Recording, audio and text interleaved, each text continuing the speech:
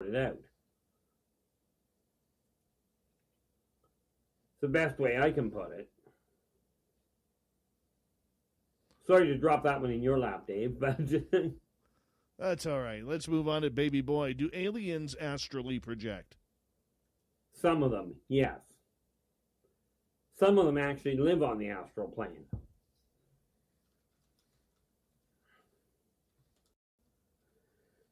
And then you have some that will telepathically project or luminously project, as in send a photo image of themselves to wherever they're going.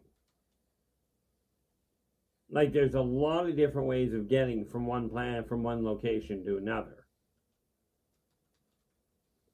But yes, they do. The ones that astrally project still have to follow the same guidelines and the same rules, if you will, the rules of astral travel that humans have to follow. Let's move on to voices. Keith, do unicorns exist? And if so, Absolutely. where do they live? In what you guys know as Hollow Earth. And yes, they are very real. And even if you look at the mythological abilities of them, the mythological abilities are actually understated. But there are, you've got your unicorns, you've got your Pegasi, and you've even got your Pegacorns. And as you can well imagine, that boils down to a hybrid between the two. All right, let's continue on, Keith. Let's go to Paramarv. Do the aliens have any sort of timeline for officially establishing contact despite the best efforts of the U.S. government? Well, they've already done it despite the best efforts of any government. But are they intent on coming down and going, oh, here's a great big ship, take a look, we are here? No. Okay, they've already made contact. They started with contact with multiple different governments. When that didn't work out quite that well, they went to major corporations. When that didn't work out, they started going to the unknowns, to the individuals. Okay, in order to let people know they are here, and no, they are not here in any functional capacity to overtake Earth or to straighten out Earth's mess. They are here to observe the socioeconomic evolution of a race that is on the verge of making it back into orbit. Making it back into travel, into interstellar travel. So they've already made contact in their timeline. They're just being very cautious not to destroy your timeline, your evolution at the same time. All right, let's continue on here. Let's go to Grant Tavius. How can we converse with ET then? Well, from my standpoint, I just talk to them face to face. But telepathically can work. Many people I've talked to refer to something called downloads. Okay. You'll get them through images in dreams or waking dreams. Okay, as in walking around looking and seeing something that doesn't quite fit and making contact in that fashion. The ironic part about it is that it's more a question of whether you feel like you're making contact or not. The quantifying of it is the complicated part. All right, let's sneak in one more question here, Keith. From Jenny. Keith, I wish the aliens would start broadcasting a monthly broadcast on Earth history. Any chance they would do it? Technically, chance, yes. Is it likely? I wouldn't hold my breath. Because mankind has to discover how much of its own history has been corrupted and how much of it hasn't. But they've got to do it on their own line. Because at this point, mankind isn't going to take it as factual anyway. Gotcha. All right, Keith, you hold on. We got you for another 30 minutes. We're going to try and extend this as well. The ET Connection with our Keith Andrews happens at the beginning of each month, where we bring in Keith to answer your questions, all things extraterrestrial. We appreciate you tuning us on in. Spaced Out Radio continues right after this.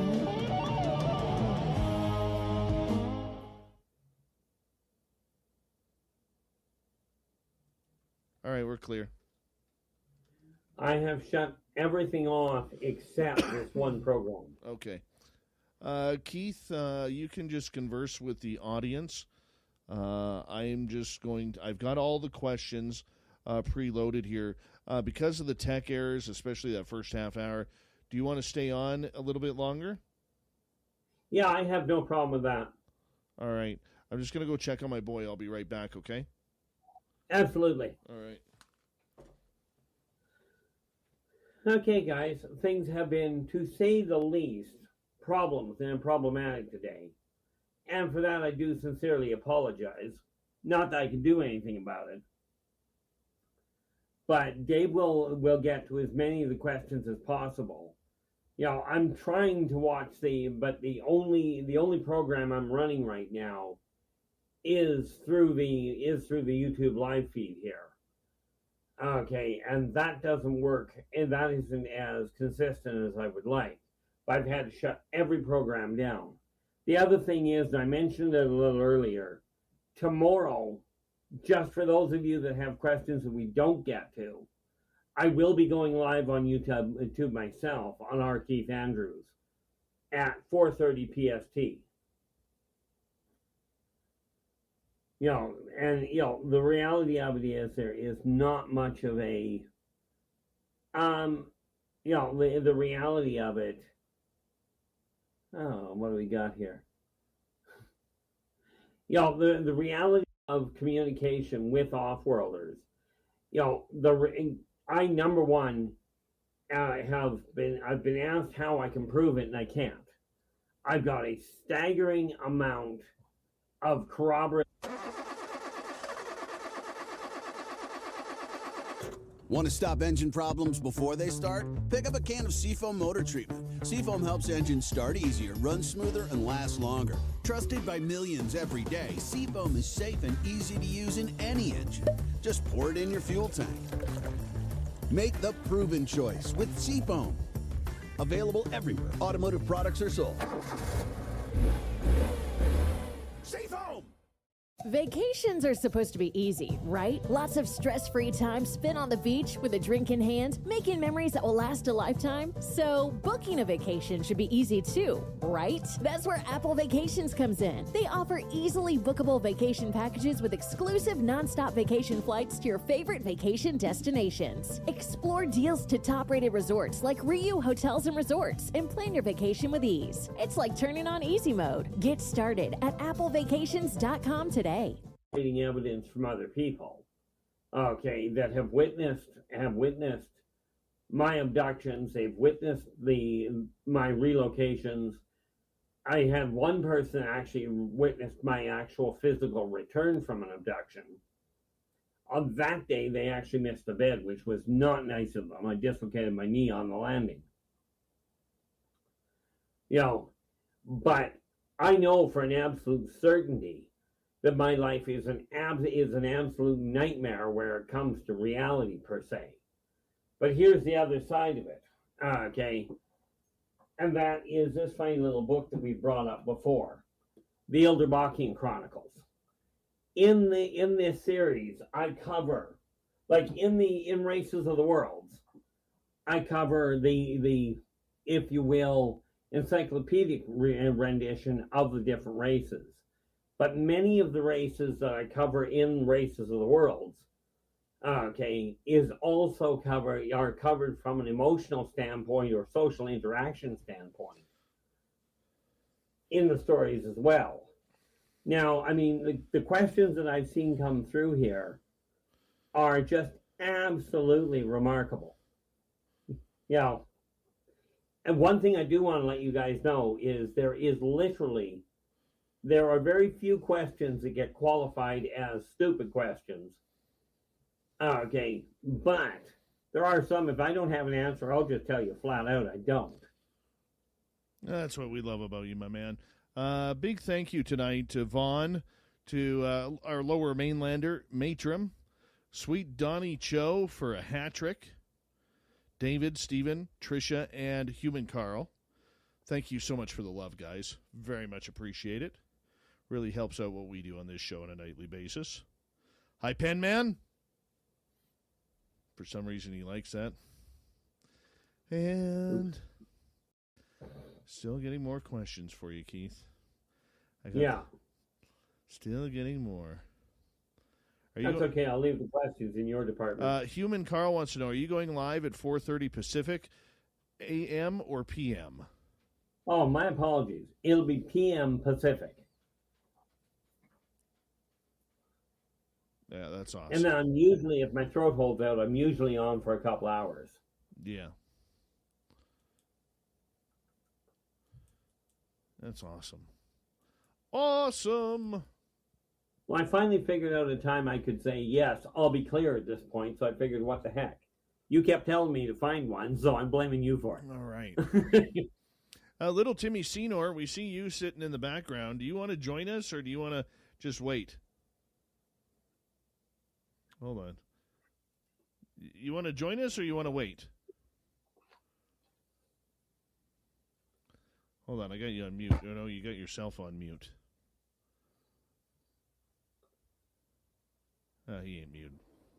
Yeah, no, I'm happy to jump in with you guys if you'd like me to, of course. If you want, you're more than welcome. We got like sure. We got like 7 seconds. We're going to carry Keith over to the next half hour, too, because of the first half. Here we go, everyone. Awesome. How you doing, Tim? Doing great. It's nice to meet you. Nice to meet you, Tim.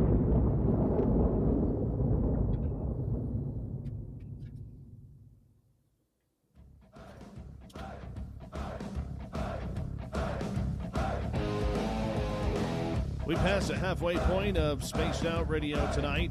Thank you so much for joining us. We very much appreciate earning your listening ears. Reminder to all of you that if it's show or others, check out our free archives at youtube.com/Spaced Out Radio. Do old Davey the favor. Hit that subscribe button. Our website is spacedoutradio.com. We have a plethora of features for you. Rock out to Bumblefoot. Read Shirky Poo's Newswire. Check out our swag as well. Follow us on Twitter at Spaced Out Radio, Instagram at Spaced Out Radio Show, and on TikTok at Spaced Out Radio. We continue on with R. Keith Andrews and the ET Connection. Our resident Timbit, Little Timmy Senor, has joined us as well. So we're hanging on out, taking your questions, talking all things extraterrestrial. And here we go, Keith. We got more questions from our audience coming right up right now. Let's start Absolutely. off. Let us start off with Matrim. Matrim is asking, do Martians and Terrans share souls? Absolutely not. Now, don't get me wrong. When a Martian dies, it may choose to take on a Terran form and vice versa. Okay, but they don't actually share them per se. You know, it's just another life form that a soul may take on. In all fairness, some souls decide they're going to take on life as a Kaboran, as an actual full-size planet. Okay. But it's not technically speaking a sharing. But could you not reincarnate, say if you're a human this lifetime, could you not reincarnate next lifetime into a Martian? Absolutely, and this is what I was referring to by sometimes one species will pass away, and then choose to manifest in a Terran body. All right, Brown Dwarf is wondering, are aliens here in parasite form? Some. How was that for a cut and dried answer? Just the Archons. That's what it is. The Archons actually, when they show up on Earth, they are a microscopic parasite. Okay, as they evolve, they take on larger hosts, or they come into full form, and eventually they end up leaving Earth, By the time they reach full adulthood, they are larger than planets.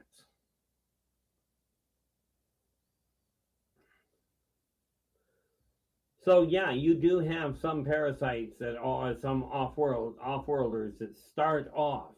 Their incubation is done in a Terran form, like in a Terran host. Now understand, these same people, these same races, will turn around and use other species as host organisms as well. All right. Let's continue on here. Let's go to Crystal, who is asking, are the 7-foot grays the same species as the 4-foot grays? Not exactly. No, correction. Not at all. Because your 3 to 4 foot grays are your scientists. Your controllers are 4.5 to 5.5. But the 7-foot ones are your Aldebarans. Okay. They quite often get mistaken as a gray, but they're not. Just different species. But they're not actually. Try that again? Could you call them like a cousin species? Well, you can call them just about anything you wanted to. There are similarities to them, but they aren't descended from the same line.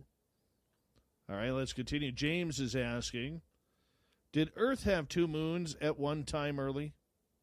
Well, as long as we go way, way back, the answer is yes. But one of them, it's not so much it was destroyed as somebody decided accidentally ended up essentially playing pool with it and it left. As in another meteor coming into the area and just popped it out of orbit and the thing took off. But if you're asking, did Earth have a second moon while mankind was walking around? Not from anything I've seen. Let's go to voices. Keith, what do you think about the idea that reincarnation is ultimately a trap and that we get tricked into coming back to Earth by evil entities called archons and the demiurge? Well, there are impolite ways of putting it, but whoever is passing that information, in my personal opinion, you might want to ask if they want a shovel or a backhoe. Because nobody's tricked into coming back here. And it's certainly not an evil action. People are given the option, when you go to reincarnate, you get to pick where you want to go. Do you really? I'm still trying to figure out why I chose here, but... Because actually, I know. Timmy here wants to come back as a Timbit. So... I'm just going to leave that alone completely. All right, let's go to Mr. Gray Owl. Are the giant owls female? If so, they are hot. No, giant owls can be absolutely anything, can they not? Well, they can be male or female, absolutely. The Uka are an alien race that looks very similar to Terran owls. And they would appear as giant owls. If you think about it, the great horned owl is 3 feet tall. The Uka are on average about 4 to 4.5. And yes, they are flyers. The only difference is they don't use just their claws for combat. What do they use their claws for? Oh no, they use their claws for combat. They just have weapons as well. All right, let's continue on here. Let's go to Shan. I heard they, being the aliens, are coming next year from a prediction. Would they come for nuclear war? If mankind decides to get to the point of lighting up an actual global nuclear war, you can virtually guarantee the off-worlders will shut the nukes down. If it's just a nuclear test or a single nuclear missile, they won't do anything with it. Because they're here to protect the planet, not the species. And if you guys want to blow yourselves out of the map and call it a way to peace, well, you'll find out the hard way it doesn't work that way. But as long as it's not going to kill the planet itself, who I know as Esau and you know as Mother Earth, as long as it's not going to kill her or her children outright, they'll leave it alone, because nuclear energy is a necessary stepping stone before you get to fusion reactors, which are necessary before you get to the OTE drive. And you guys will eventually get there. I mean, heck, you got there 40,000 years ago. It's only fair you get back there. Why not? All right, let's move on to James, who is asking, I'd like to switch my question to, have you heard of a huge horned owls, like bigger than the size of people? Once in a while, the answer is yes. But that's kind of like seeing a human that's 8 feet tall. Okay, they're a rarity. And of course, what you might be looking at, if you don't look at it right, is there are other races that are airborne. Okay. But let us not forget about the other thing you might be dealing with. There are races that can create a mental image to make you think you're looking at something a whole lot bigger. They're not actual shapeshifters. What they are is telepaths.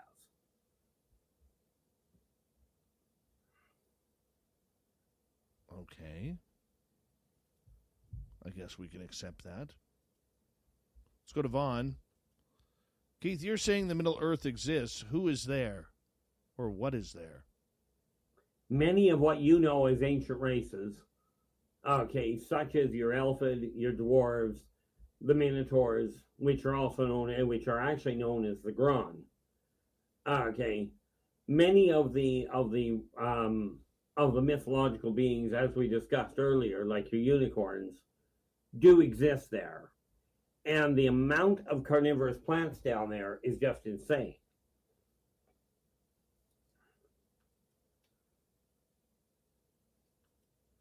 So I mean, there's a staggering number of different elementals that live there, as in earth, water, and air. Well, correction, earth, water, and fire. Ultimately, if it's weird, it probably lives down there. All right. All right, let's move on here to another question. From Michael Fontaine, do aliens like candy? Some of them. I get a kick out of Techlex. They like candied humans. But that's another issue altogether. But yeah, some do like their sweets.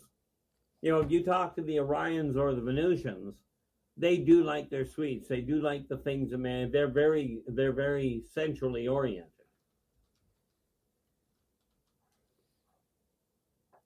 All right, let's go to Super Ron, who wears a cape day and night. Do the aliens take wildlife? Absolutely. They also take plant life, and soil samples, and water samples, etc.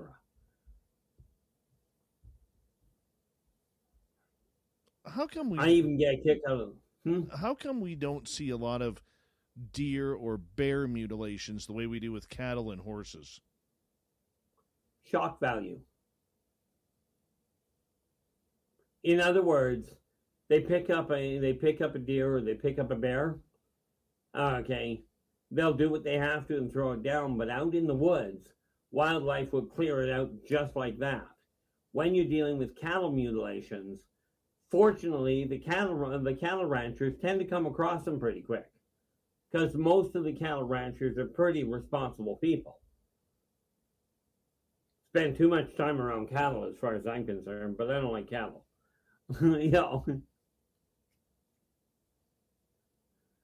Okay, but that'd be why you don't see a lot of them leftovers. Let's go to Aaron, or AA Ron, not too sure. Are we the only higher life form that dreams? No. Every high advanced life form that I'm aware of dreams in their own way. And for exactly the same reason. Their curiosity triggers looking into the higher realms, and the dream state enables you to access them. Because when you're asleep, your logical brain goes on hold and the creative one reaches out to do the sorting. And every one of the higher races that I'm aware of dreams. Even, and I'm talking about all the way from your Kaborans, your Kaborans and your Archons, all the way down to the Spear Knocked In and smaller. But yeah, they all have dreams. They all have some, every race has some amount of extrasensory perception. Okay, that they see as extrasensory because it goes beyond what they're used to. All right, let's continue on here, Keith. Let's go to Jenny. All right, Keith, have you finished painting your alien figures? Oh, heavens no. I mean, in all fairness, let me show you here. This one I can do real quick. This is only one of about 30 or 40 boxes that I've got. You see how full see the number there? Well, here, take that off. So what are we looking at, Keith? We do have a radio audience. Oh, that's a good point, too. I've got buckets of these little figures that are only like an inch tall. Okay, and all of them come in unpainted. I've got, roughly speaking, about 500 or so of them to do. So, no, they are definitely not all completed. My apologies for that, Dave, and to the audience for that matter. No problem. No problem. All right, let's continue on here, Keith. Let us go. Absolutely. Let us go to. I love this question. Are there any books on successful techniques for hitting on alien space babes? That I'm aware of, no. But then, of course, I've never gone looking for them. But the best way to learn, the best races to look to from that standpoint, if you're really interested, would be the Orions or the Venusians. Okay. Now, of course, you could always look into trying to date an Angelus. Very passionate people. Whether we're talking about on the dating side of it or on the war side of it. Either way, they're very passionate. By the way, do not pick a fight with the Angelus. Because they've got no problems about taking you for a flight and letting go of you. And my guess is humans don't fly well. They don't land that well either, by the way. It all depends if we're tossed. No, that's when they call it a salad. And that would be the Teklak. Gyro wants to know, how can we communicate with them? It boils down to when you do come across them, first and foremost, treat them like they are just another person. Okay, regardless of what they look like, treat them the way you desire to be treated. Some of them will communicate verbally. Most of them understand some sort of sign language. And I don't mean American sign language. Where you'll have to go through hand movements and what have you, hand gestures to get an idea across. But most of the ones that you'll run into here, you can communicate with. You just have to realize that some will take offense to things in a real hurry. Same as some humans will take offense to things in a real hurry. All right, let's continue on here. Go to another question. This one from Voices. Keith, do you suspect that Tim down below is a reptilian in disguise? Well, that one I would leave to your own discretion. Don't take that the wrong way, Tim. But there's one thing I learned a long time ago, and I've mentioned this before. Even if I had an inkling one way or the other, I wouldn't be telling you. That would be up to Tim to disclose to anybody, or for him to decide if he wants to go and pretending to play the part of lab rat. He's more than welcome to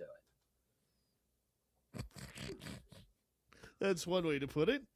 One way to put it. All right, let's continue on here. Our Keith Anders, the ET Connection. We got about 5.5 minutes, Keith. Derek is asking, do the ETs ever compete at any time?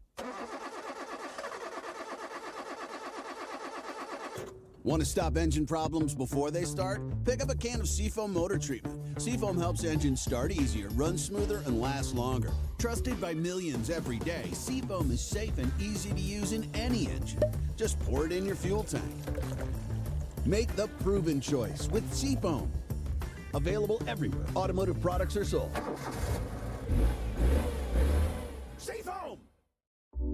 Hey there, I'm David Novak. I ran Taco Bell, KFC, and Pizza Hut. And like you, I'm always learning so I can be the best leader I can be. That's why I started How Leaders Lead, the first leader-to-leader podcast with CEOs from Adobe, Pepsi, and Home Depot, and greats like Tom Brady, Jim Nance, and Jack Nicklaus. You'll learn how to win, how to bounce back, and how to lead. Listen to this insight from Stanley Druckenmiller, the greatest investor of all time. If you love what you do, first of all, your work ethic's going to be fantastic. You're just going to be better at something if you enjoy it than if you don't enjoy it. And this from Brian Cornell, the CEO of Target. I think you've got to balance short-term with long-term. And you've got to have a conviction that the things you're doing, your investments, your strategy, over time, you're making the right investments and right decisions for your brand and your business. So listen to How Leaders Lead wherever you listen to podcasts. It's the best podcast on leadership you'll ever listen to. Type of sports or something like that? Oh, absolutely. My first trip up onto a starship had me actually playing what amounted to zero-G wall ball. There are also some very violent sports.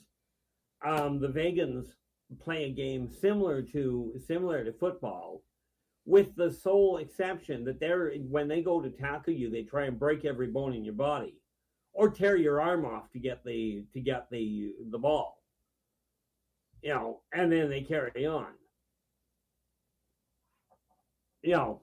And there are a lot of warrior type games where dead warriors in the middle of training. Well, that just means they weren't good enough to go to war anyway.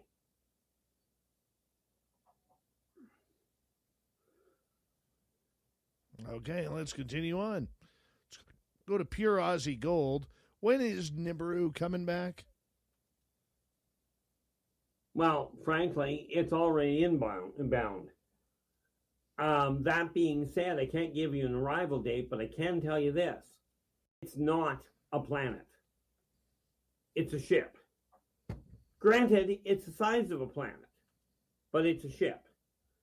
And the way you know that is because if it were a planet cutting through our solar system from gravimetric pull would tear itself apart.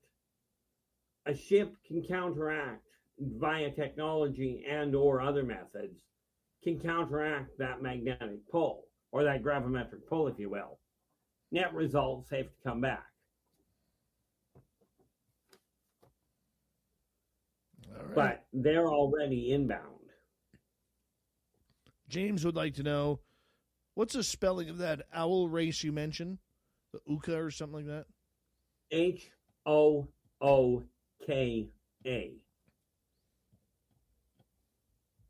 Just the H is silent. All right, we'll move on. Let's go to Nicole. Keith, why do different colored orbs invoke different feelings in humans? Example, the blue ones associated with extreme happiness, or even being described as orgasmic. That is because the different color wavelengths elicit different biochemical reactions in the human genome. It's not an intentional thing on their part as far as that goes. Looking more at rank. Okay, at rank or positioning. The fact that it affects humans is a side effect. Okay, so why do we have such a hard time believing in orbs? Well, because we have a hard time in believing about everything else. Humans want quantifiable proof. They've been taught that trusting your instincts is a bad idea. As a matter of fact, if you think back to the witch hunts, most of the people that were burned at the stake or killed or whatever were people that trusted their instincts and subsequently got taught otherwise. All right, let's But move that's on. why people have trouble. 2 minutes, Keith. 2 minutes. Sure. Go to Penny. Keith, are there any alien races that are lovely to look at or are most frightening to see at first? Well, lovely to look at. I think the best looking, in my opinion, would be the Venusians if we're looking at off-world races, or the Elfid. The ancient Elfid are a phenomenal race. Really frightening to look at.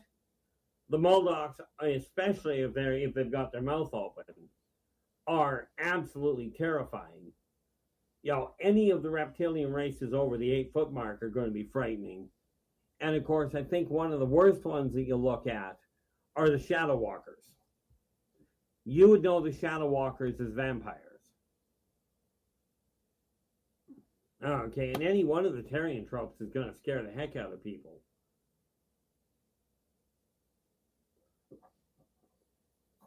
All right. I think that's the easiest way to put it. I think we got time for one more. Let's go to Shan. So do you think we would embrace the aliens coming if they did, or would we start shooting at them? Oh, that's a proven fact. Humans, on the whole, will open fire and then ask if they're friendly. Amazingly, aliens don't like being shot at any more than humans do. Yeah, that just doesn't seem like a very good idea. Doesn't seem like Not a very usually, good idea. no. All right, Keith.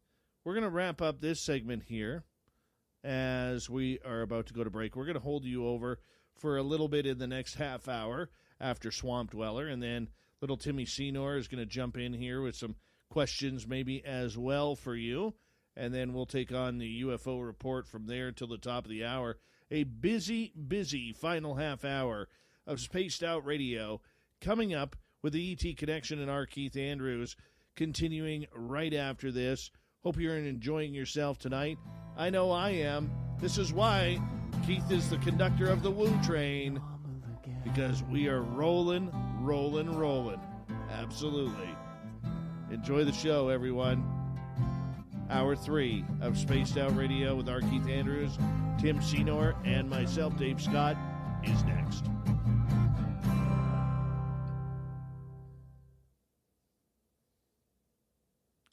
All right, we're clear, boys. I'll be right back. I'm just going to go check on my son.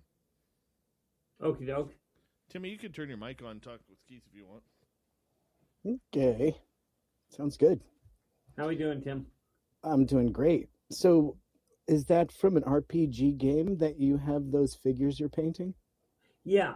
See, I've been playing D&D on average of twice a week since 1976. Excellent. And Right. so, do you play online with buddies? Who plays Dungeon Master? I play Dungeon Master for one, but we're tabletop gamers still. Oh, so do you play at your house? Yes. That's awesome. And you're the DM. I'm the DM for one of the games. A buddy of mine is the DM for the other one. That's awesome. I had so much fun with that in high school and junior high. I was all over it. It's been a long time. Yeah, But- I found out about it in in Christmas of 75. And by June of 76, I was playing full time. Full time. Wow. It's fun to create the maps and like get into all the modules and the character development. It's just so much fun. It and is. before computers, right? I think I had a VIC-20 back in the day before even Apple was developed. But See, it I was had a really, you had what? I had a Trash 80. There you go. Mhm.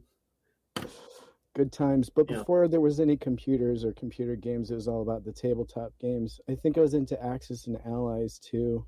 I didn't actually get into that, but I did get into Aftermath. Okay. I never Yeah. played that one. It's post-apocalyptic. Cool. Funny thing is, these books, Mm-hmm. the stories themselves come out of my own memories or out of actual games that people have built. They have played, like characters that other people built, or Interesting. myself for that matter. So did you start having contact as a kid? Birth. Wow. And so were your parents aware of it and talk about it? Well, that was the funny part. All my life, my parents told me I was completely nuts and needed serious help. On my dad's deathbed, he literally confirmed everything. And he says, look, I owe you an apology. He says, all your life, your mom and I have tried convincing you were nuts. Right. He says, but everything you've gone through, the post-death experiences, the psychic phenomenon, the alien abductions, all of it Did he give you a reason? Real. Did he give you a reason why they chose to let you believe and lead you to Absolutely. think? What was his reasoning behind their decision to do that? Small town, military base. Dad was in the military in high-level security. Enough said. You know. Oh, yeah, and let's not forget the fact I was in the middle of a Bible Belt in BC. Okay. Picture what the problem was? That was the quickest short answer I've ever gotten. That could have gone long. That was a great answer. Yeah, that's a great answer. And so, was the phenomenon just happening to you, or was it a family occurrence? Do you think it was because you were near a military base? Any thoughts on how and why? The exact location as to what caused it, I don't know. As for were any of my siblings involved, I won't say. Okay, much like I told the person who asked about you, that's for other people to disclose about themselves. Totally understood there. Cool. Okay, and so you don't know if any of the attraction to you or your family could have been due to the military connection, is what? Oh, I know that some of it was. I just don't know what started it. Right. Okay. Interesting. Yeah, I spent 3 years heavily involved with my lab, military laboratories. Mm-hmm. And so that's a new thing to me. I don't know very much about. Could you briefly explain what that would be? You've heard of the super soldier program that they said started in the 1940s? Yeah, I have heard of that. Okay, and it still continues to this day. For me, in 3 years, I watched 197 of my friends, all kids, get murdered in front of my eyes in order to try and trigger my higher senses. It worked with a vengeance. I ended up being murdered because of it. So did you see the film Men Who Stare at Goats? Yes. How did you feel about that? Did that ring true to you in any moments? It's been a long time since I've seen it. I think I watched it back in the late 70s, early 80s sort of thing, and haven't seen it since. But yeah, it is accurate in the essence of it. So interesting to think that we'd allow that to happen. It's incredible. We'd be amazed at what mankind has allowed. Absolutely. Jerry M. Danowski, how are you? Welcome to SOR Chat. Let's see here. Who else is here? Came in late.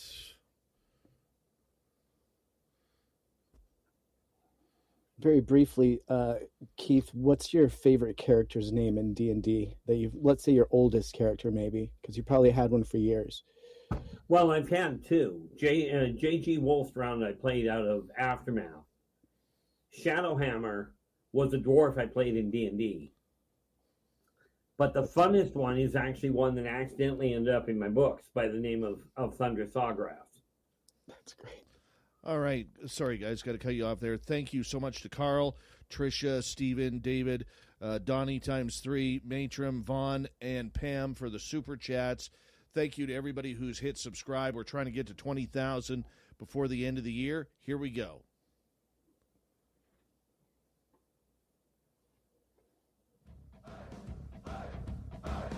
Would you like to connect with us? Head to spacedoutradio.com for all your latest show info.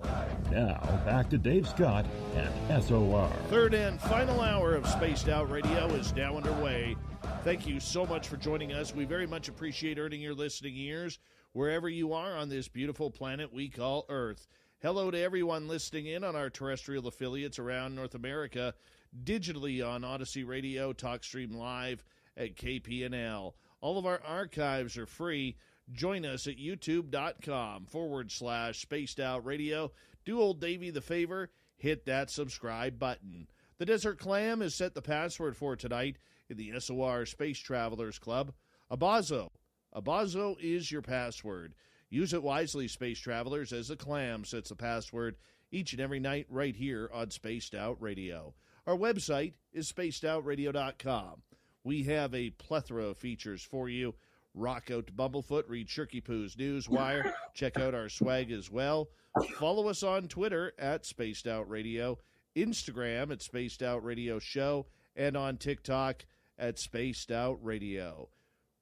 We continue on with the R. Keith Andrews ET Connection. But first, before we bring Keith back on, we're going to head to the swamp. Our resident swamp dweller takes us on another spooky journey. Hi, Spaced Out Radio listeners. This is Swamp Dweller. It's time for your nightly dose of spookiness on the show. If you have an interesting encounter or a spooky story that you would like to share, be sure to submit them in at swampdweller.net. You can also find our YouTube channel at youtube.com/swampdwellerreads. Now, let's chill out, relax, and together, let's enter the swamp. Hey, Swamp Dweller. With fall setting in and hunting season upon us in Big Sky Country, Montana, there's always something to be had. Our elk hunt started 1st of September, and with that, my family takes it seriously as we love the game and hunt along with stories and memories shared. This year was a bit different. My cousin and I were about 6 miles in our collective 9-mile hike, and we had what I would put as an encounter. But as any elk hunter would know, the terrain comes at a cost, and with this year's price, we were a little shaken up. As we were hiking through the thick brush and steep shell rock terrain, we took a quick break. We were having a late-day snack, and my cousin decided to let off some bugles for fun. Well, the sound that came back to us was more than off-putting. We heard what sounded like an elk bugle at the beginning, which turned into a dog-like, maybe even human-like scream. We were shocked. So my cousin decided to make another attempt at communicating, and lo and behold, right after this next bugle, the noise came again, but it was much closer. When you're in the thick of it, and a bugle comes through, it's usually less than 100 yards away, as obstruction with trees and brush distorts sound travel. So we decided to hike toward the shore. This had to be some sort of beast we've never seen before. We expected some response and wanted it. Well, we expected something else, I'd say. But, as all the other levels have proven, when you're in the area of the supernatural, all ambience noise is void, and you are hyper alert. We ended up hiking out with no more issues besides being shaken up and full of adrenaline, and hopeful stories of us being able to spot something. But it was uneventful and fruitless. I'm not sure what we heard that day in the woods. Maybe it was just some sort of elk, but maybe it had some sort of health condition. But the way it sounded, the distortion behind its voice, and how it seemingly responded to our calls perfectly every time. It's definitely weird.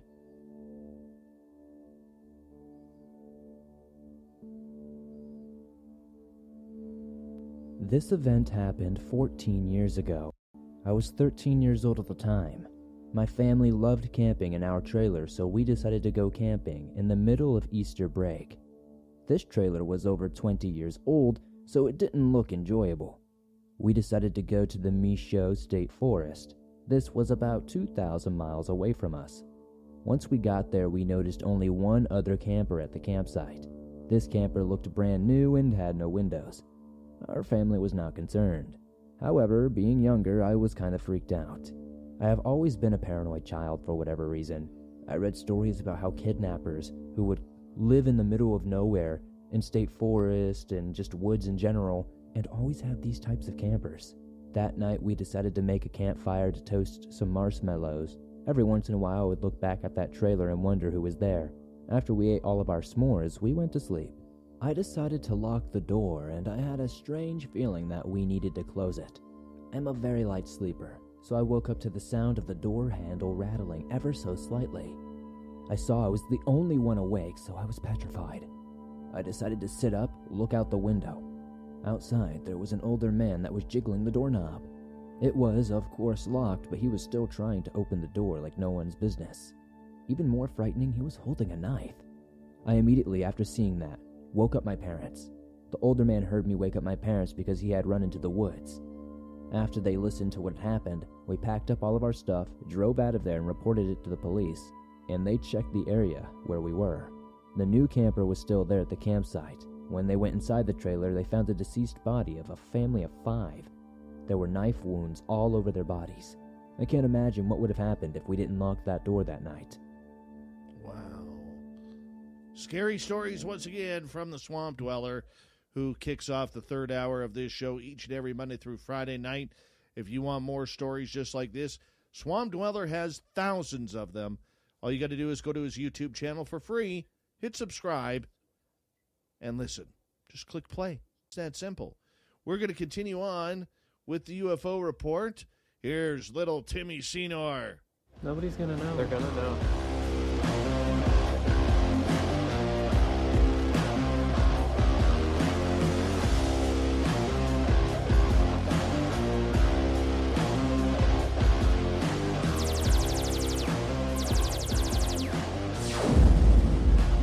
All right, Tim, thank you for drawing on in with us with our Keith Andrews and the ET Connection as well. Keith had a little bit of a rough first half hour. He was working there with some technical issues, so we're going to continue on with the ET Connection. I mean, this is really your first time sitting in with Keith. It's a little trippy at times, isn't it?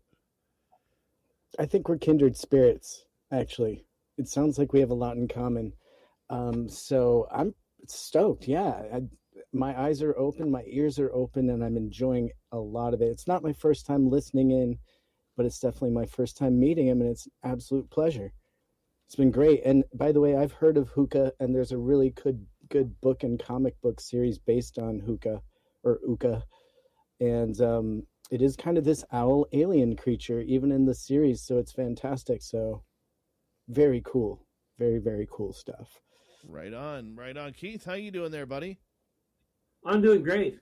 I really appreciate hearing about the what I call corroboration, because I'm the worst researcher on the planet, I think. You know, so when I ran into the Hookah, to me, that was just another race. But the fact that there are already documented cases of them is always nice to have. Well, actually, I was going to ask, where do you find all this information? Do you get downloads, or like, how do you know all of this stuff, all about all these races? On the average of 2 to 3 times a week, I get abducted. And they tell you directly? That's where you get the names? Oh, some of my friends, some of my best friends, happen to be off-worlders. Off-worlders or ancient races. And this I split the two. Well, the off-worlders are ones that are born off-planet.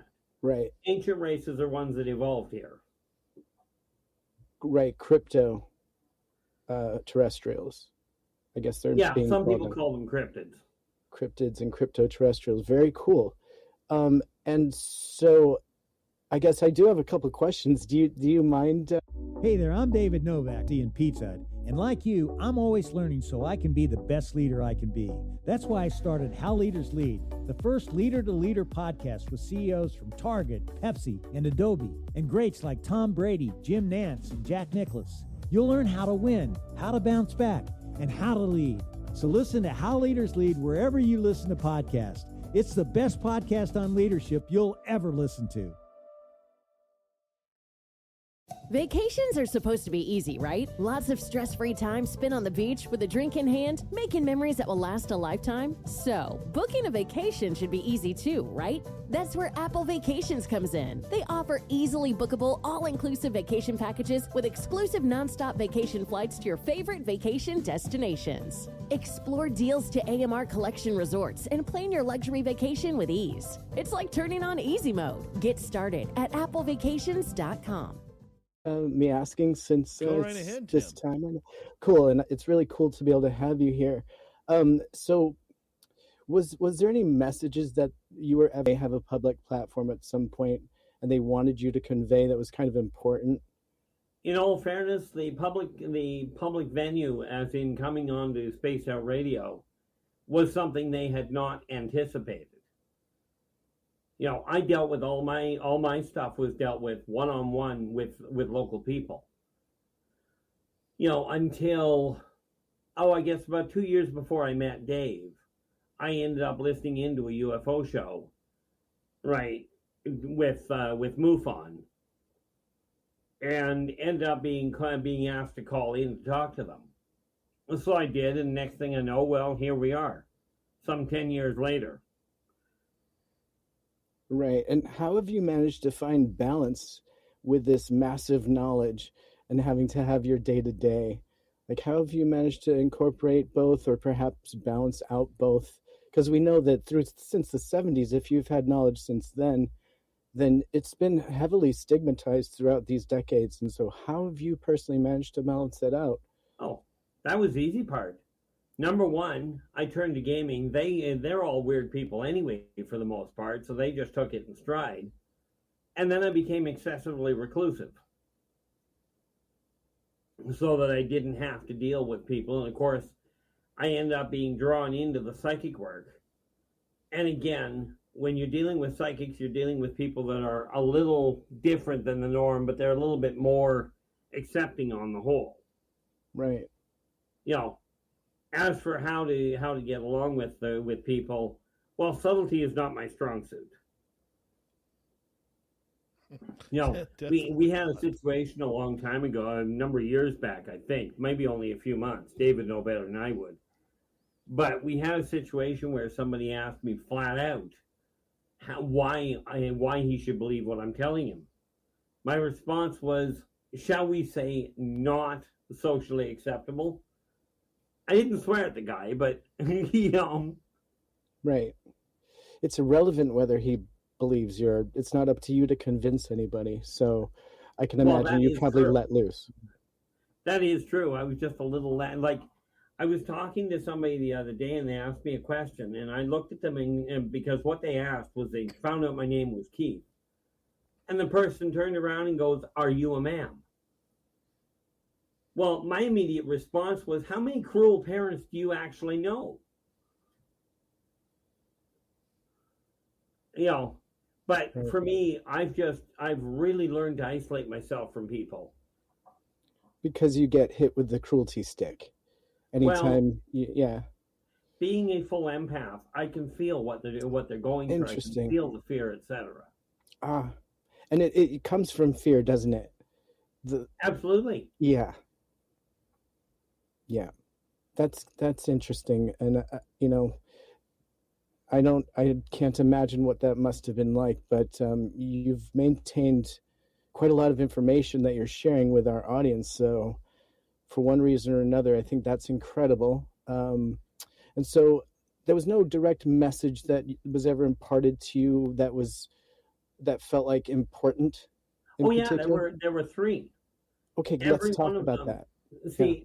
I ran into the Council of 12 the day I was born, and I was handed a very simple message. There are only 3 laws in existence that must be followed. Just 3? Just 3. Just 3. I can't quite do it, but that's amazing that you did it. Well, that's okay. Way. What you do, I can't do. Not well. Oh, that was cool that you did that. I like that. Just 3. Anyways, please continue. Be true to yourself first. Do unto others as you desire them to do unto you. And energy out, energy in.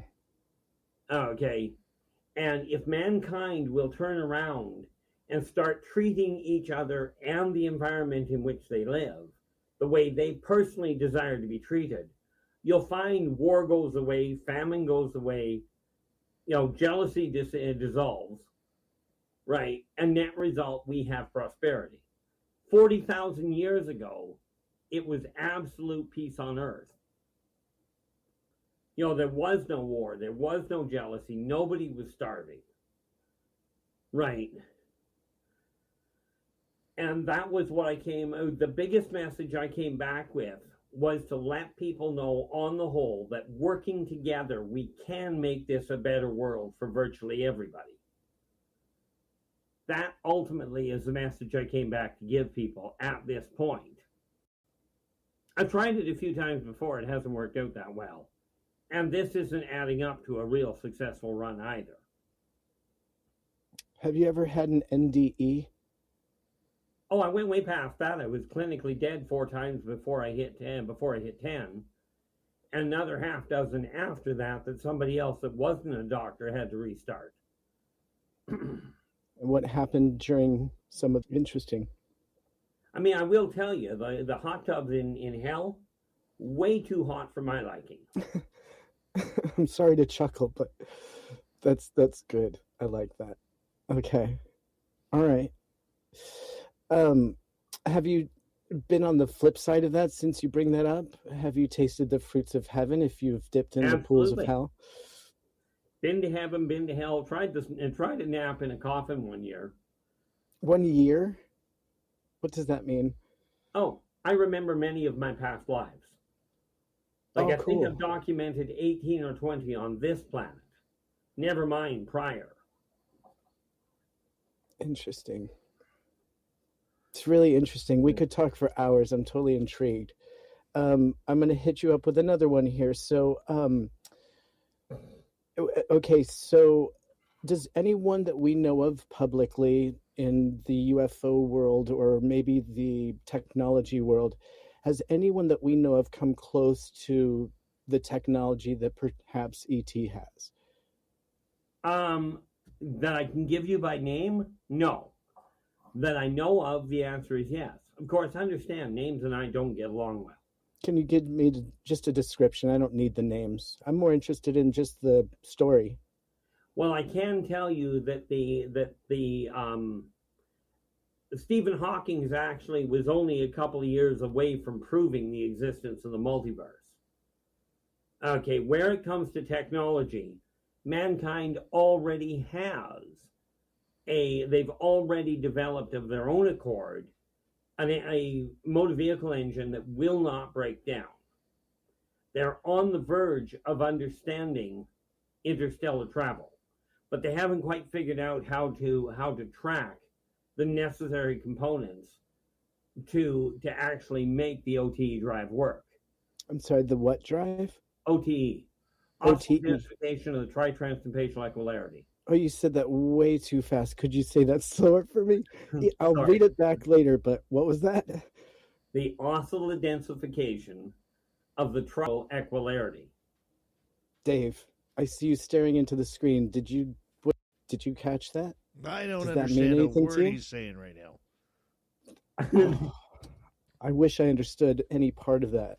But go ahead and just continue, because on the plus side there, Tim, contacting me, I'm more than willing to explain it in depth. Yeah. The last person I tried to explain it to took me 2 hours, and they had a master's in rocketry and astrophysics. It's incredible. Well, please continue. Don't let me stop you. Please continue from the OTE. Okay, the HARP technology that mankind is using right now, they're playing around with it to try and figure it out, but what they've got is a first-generation atmosphere generator. Okay, they've got in their possession, which they haven't released, the secret to unlimited energy. Problem is, with unlimited energy, your entire economic backbone collapses. Right. Which is one of the reasons why they won't do it. You know, they've got parts of a matter relocation system. Okay, as in what you would call a teleport pad or a transporter.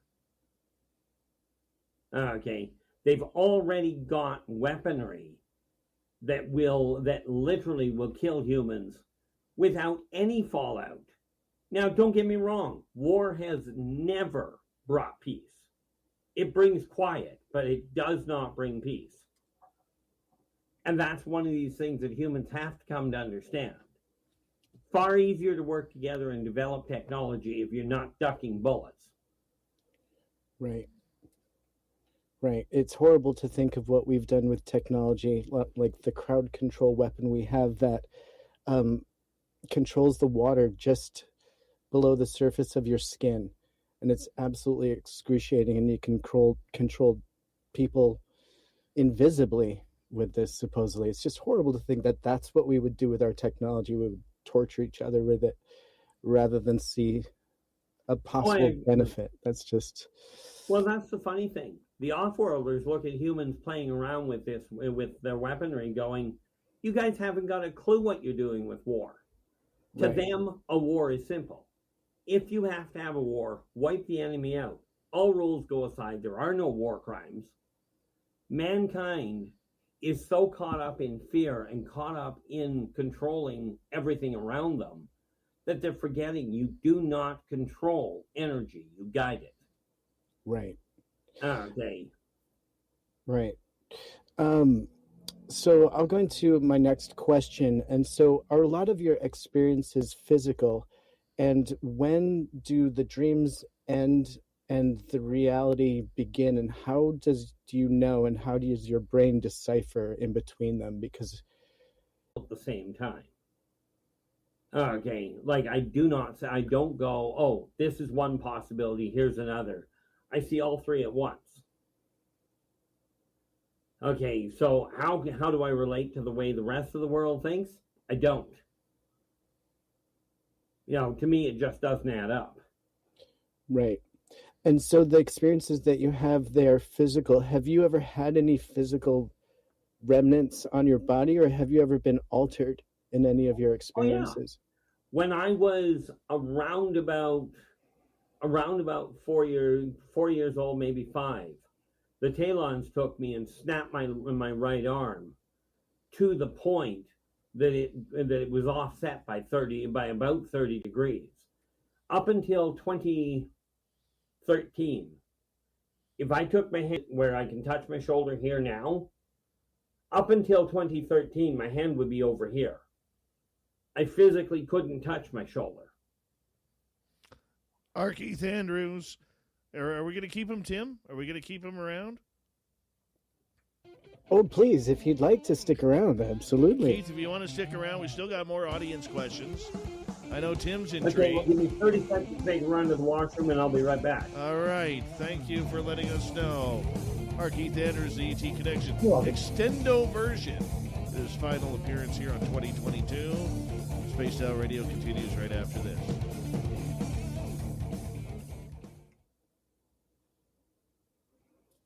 Yeah, we can talk K-Doors anytime. Right? I don't even know what the hell one is. Canadian Civil Aviation Daily Occurrence Oh, yeah. Reporting System. Yeah. Talk that anytime. Got some meaty stuff coming from you guys up there up north. Right? Past few weeks. Yeah, past few Meaty. weeks you've had a juicy. rash. It's juicy. A rash of incidents. Yeah. You like the juice. We know this. The juice. I'm bringing it. I'm bringing the juice. Hey, you gotta text me your maybe your work address or something so I can have it sent or surprise at work. Oh, no. Your toque. Just Your send my toque to my house. Yeah. Your dogs won't get it. No. Goes to my P.O. box. It's so perfect for you. I saw it. I was like, yeah. So we can wear them in Together. tandem. Yes. It gets chilly in Oregon. Uh-huh. I mean, for me, it's freezing, but it's not like your BC Sub-Zero. Ugh. This is the man that wants to go and put himself on the skillet of Las Vegas with us, folks. Yeah, you have no idea how cold it is here right now. I am freezing. Oh, I am freezing right now. I'll bet you are. Look like you need a furry hat, sir. Mm-hmm. Tis right here. Look at this, his 8th anniversary gift. Oh, Look nice. at that. Thank Isn't you, that baby just boy. perfect for him? Yeah, absolutely nicely lined. Oh, he's just gonna love it. It's gonna look great on him. Oh, yeah. And it's got the golden yelling mouth on the back, which was so perfect for him. Yeah. And I'm just going to leave that alone. Gonna look great on you. I look forward to it.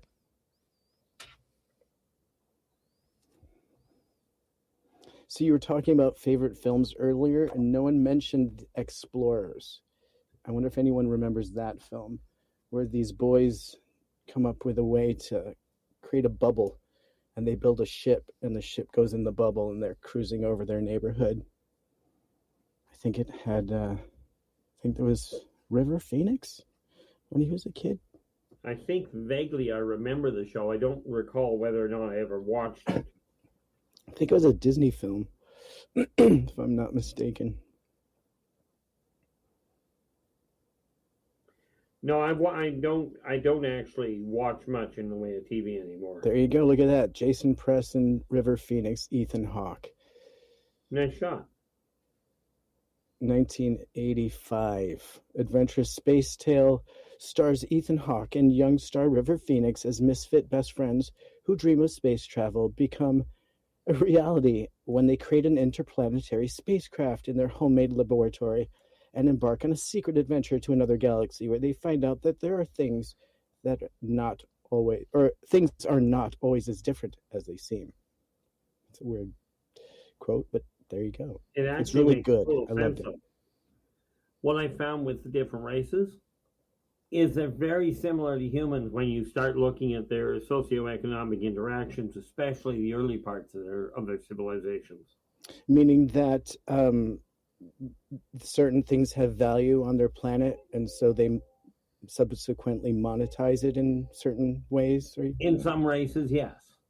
The Draconian race was a prime example where they expanded their empire way too far, and eventually, because they expanded because of the same thing, in search of minerals, etc., and they expanded so fast that it buckled at one point, and they left three colonies out in the middle of nowhere. Well, 3 multi-planet colonies out in the middle of nowhere. Net result, you have the Strazazians, the Tormenons, and the Strazazians, the Tormenons, and now I'm pulling a blank. There's a third race that is tied to them. All right, guys, hold on. We got about 45 seconds.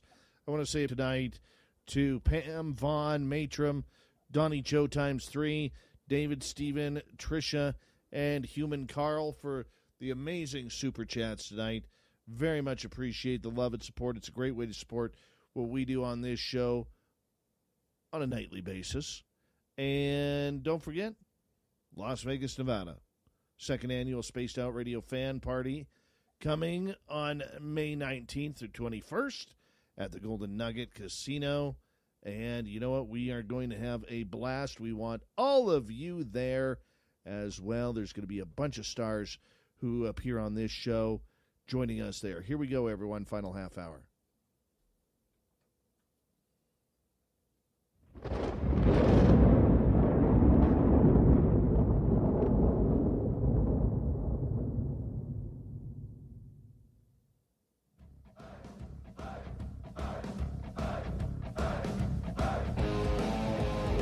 We rounded third. We're heading for home tonight on Spaced Out Radio. My name is Dave Scott. Thank you so much for joining us. We very much appreciate it. I want to remind you that if you missed portions of this show or others, check out our free archives by going to youtube.com/Spaced Out Radio. Do old Davey the favor, hit that subscribe button. Our website is spacedoutradio.com. We have a plethora of features for you. Rock out to Bumblefoot, read Shirky Poo's Newswire. Check out our swag as well. Follow us on Twitter at Spaced Out Radio, Instagram at Spaced Out Radio Show, and on TikTok at Spaced Out Radio. It's supposed to be time for the UFO Report with Tim Senor, but our Keith Andrews is still hanging out with us, and it's good to have these gentlemen back talking all things extraterrestrial. Keith, Tim, how are you guys? Not that bad at all. Really enjoying talking to Tim here. And of course, as usual, definitely talking to our audience. Well, let's get to an audience question right here. Here's Lily Pond. I've heard that ETs love our beer, and it's a huge secret space program export item. Is this true?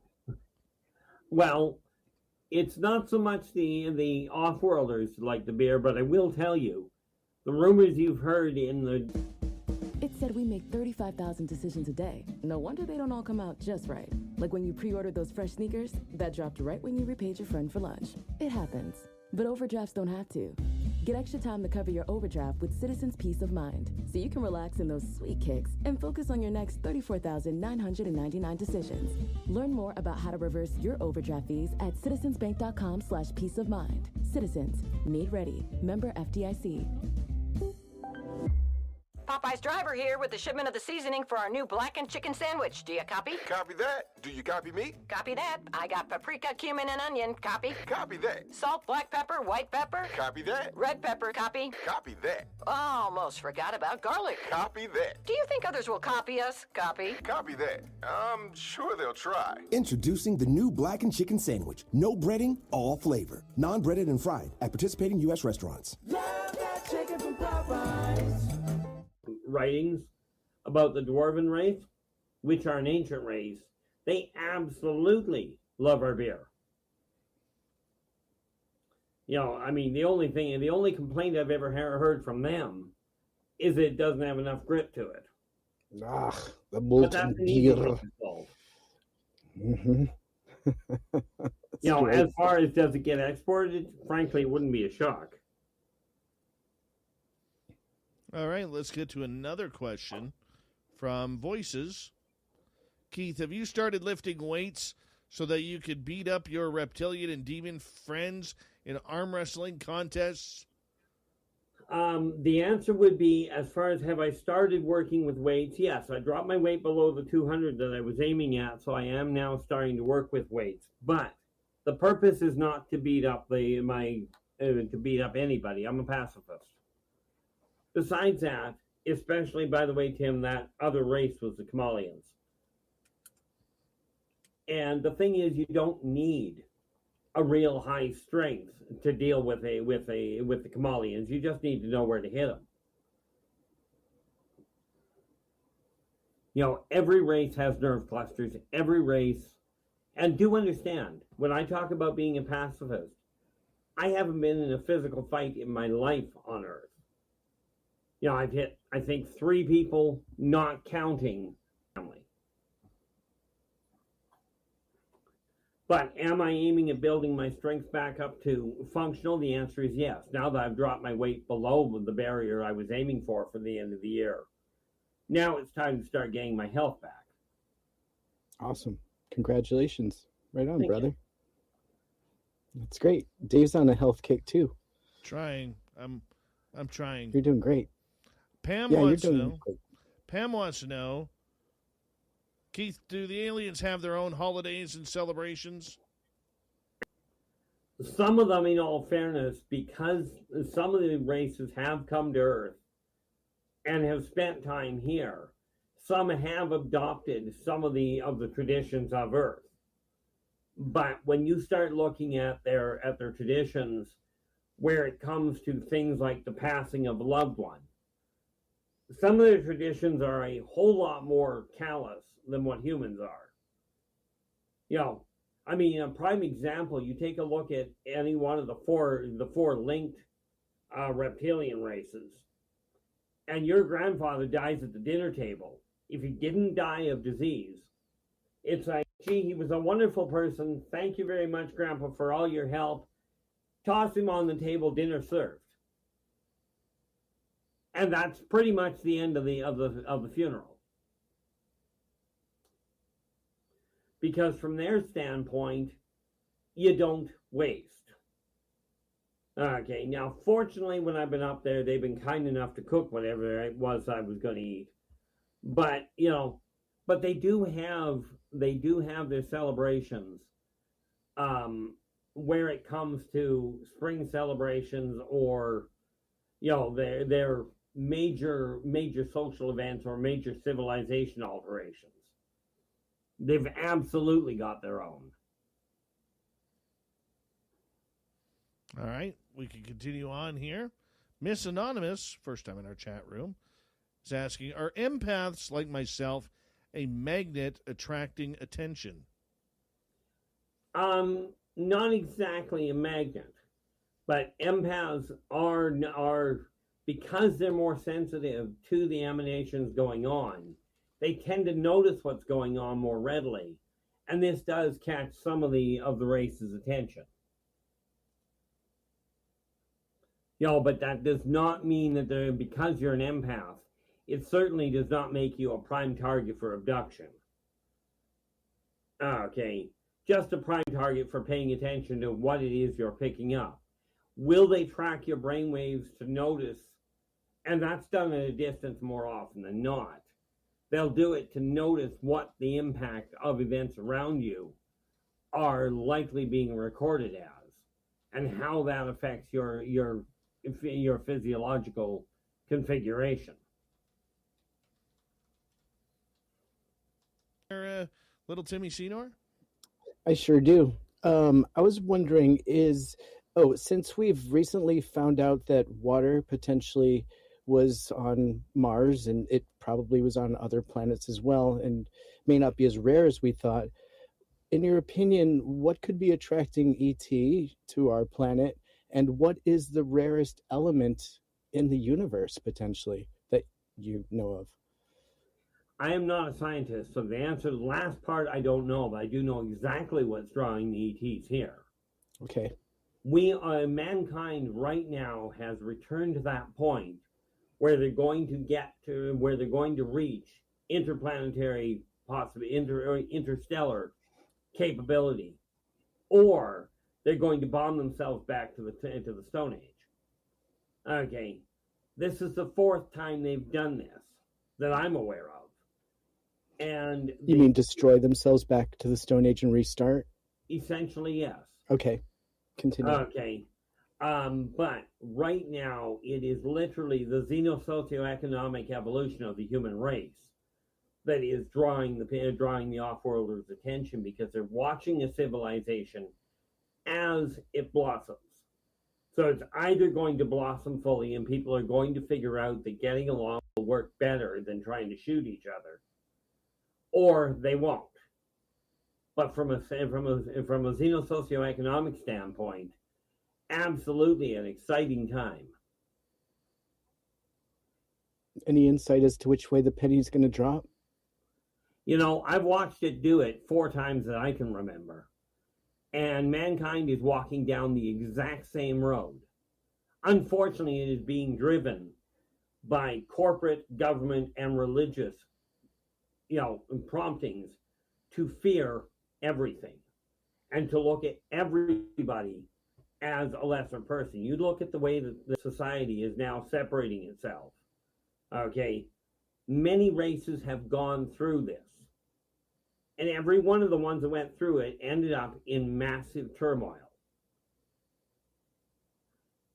And then they come back to it and go, well, that was a waste of time. Kind of looking back over their own history going, 3,000 years ago, our race did this same dang thing. Why are we doing it again? And mankind will get to that point.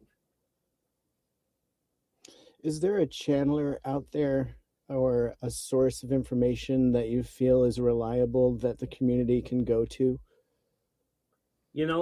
This is going to sound really bad, but no.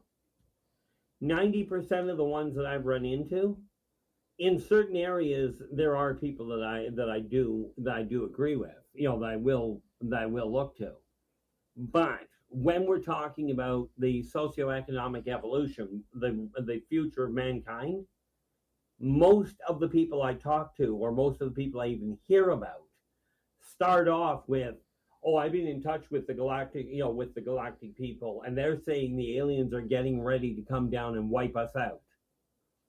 Okay, the moment somebody starts talking to you about off-worlders coming down to wipe out mankind or to fix mankind, throw out everything to say after that, in my opinion. You briefly mentioned the Council of 12 that you met at your birth. Could you explain a little bit more about that? Because I think we've probably all heard of that before. What is that interpretation to you, and what is that?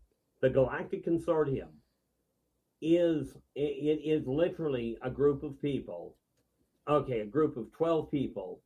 You may well consider some of them, because of their spiritual evolution, they are a council that work together to help other races get along.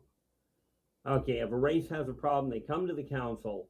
The reason it's 12 is because if the council is split evenly in half, then the final decision goes back to the person asking the question.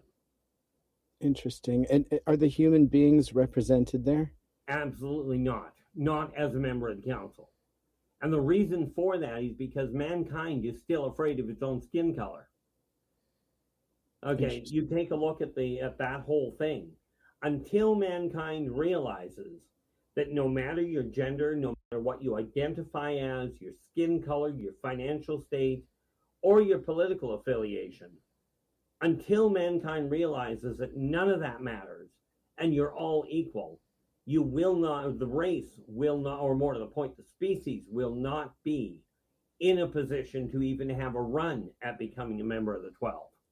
Why do you think that people like yourself and Dave that have come into contact and been given massive information like this, why do you think that you're teased with this and not given the tools to spread it?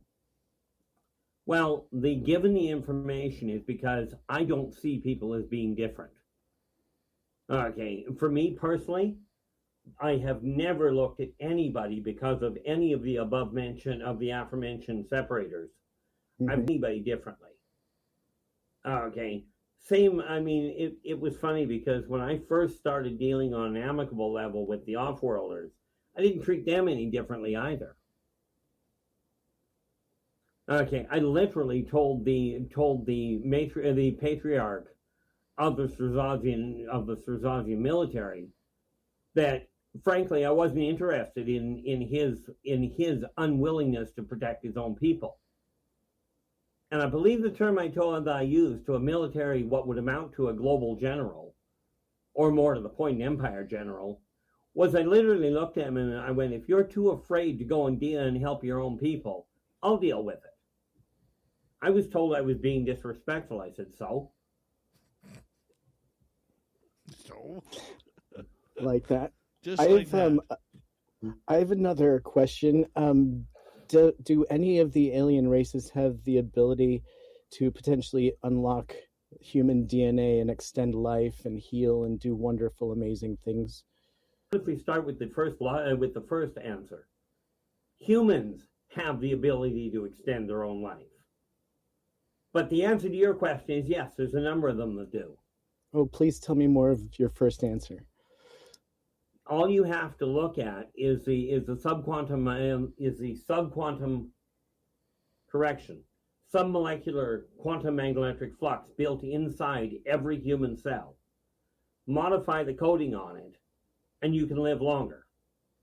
You can heal diseases. Now, do not get me wrong. Before I finish that, we are talking about medicine here. This is done in conjunction with modern medicine, with modern or naturopathic medicine. This is not a replacement for it. Okay, but you can reprogram every cell in your body to do something different. Right, and is nanochemistry and things like that the reality that we have right now? Is that anything close to what you're describing? Like our current nano abilities? The nanotechnology you're talking about is real, but it's very clunky compared to what I'm referring to. Okay. See, aside from this last bout that I just spent the last 3 weeks fighting double pneumonia, I haven't been ill with an actual disease in over 25 years. Why do you think that is? I don't have time for it. So I just modify the whole thing and go, I'm not dealing with it. It can go away. And why do you think this last bout got you?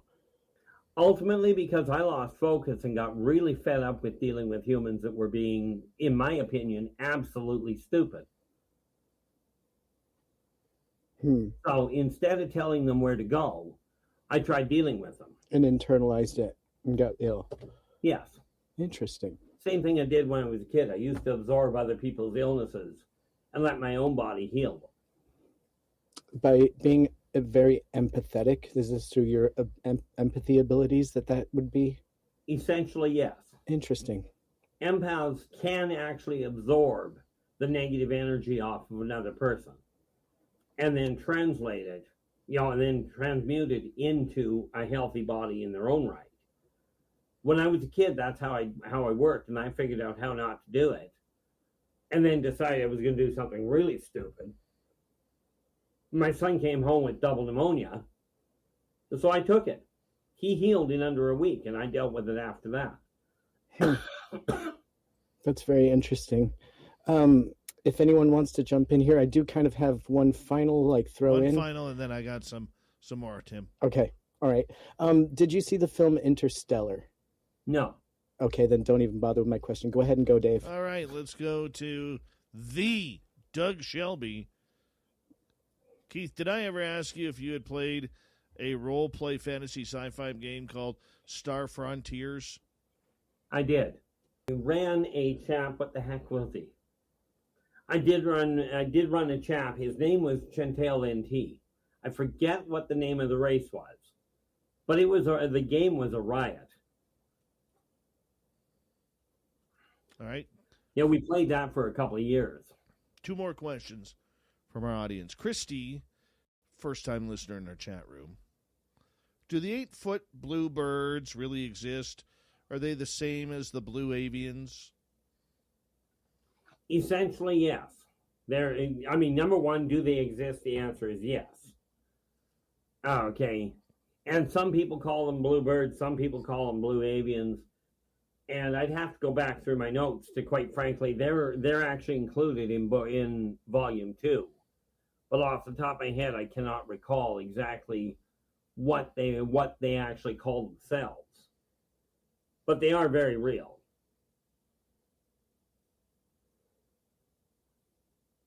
All right, and let's continue on. One final question from our audience tonight. YJ is asking, Keith, I've recently begun postulating that grays are possibly a smaller being inside an artificial biosuit. Am I on the right track? Only partially. The grays themselves are actually 3 feet tall-ish. Okay, they vary, like with humans, they vary in height. But they do have biosuits for some of their larger maneuvering. There are, they have what humans call MAP suits, also known as man amplification. Okay, so when they have to deal with bigger complications or planets that are much more hostile, they will use these suits to maneuver. Not the least of which is on the Circassian homeworld.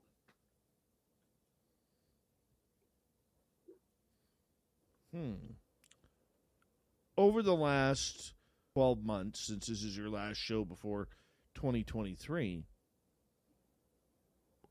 what has been one of the biggest surprises for you, Keith, this year? Are you talking about regarding the show or just overall? With aliens, and normally what we do talk about. Oh, okay. I think one of the biggest ones was when I got taken when I actually got taken to the planet that people are referring to, and it's not a planet, to the ship that people are calling the planet Nibiru. Okay. On that planet, yes. Well, number one, the Nibiru itself is the ship they're on, but it's the Anunnaki that are on it. I mean, that was, to say the least, an interesting trip. But I think that was one of the best ones I ran into from that end.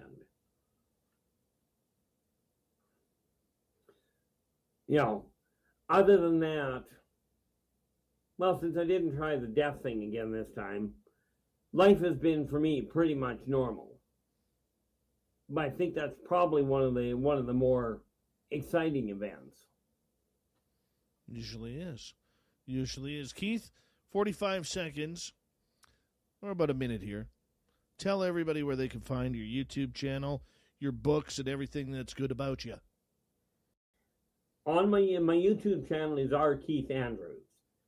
Below every video, you'll see a list of ways of getting a hold of me. And, of course, you can find me on Facebook at rkeithandrews.com and at ilderbach.com, plus Twitter and LinkedIn.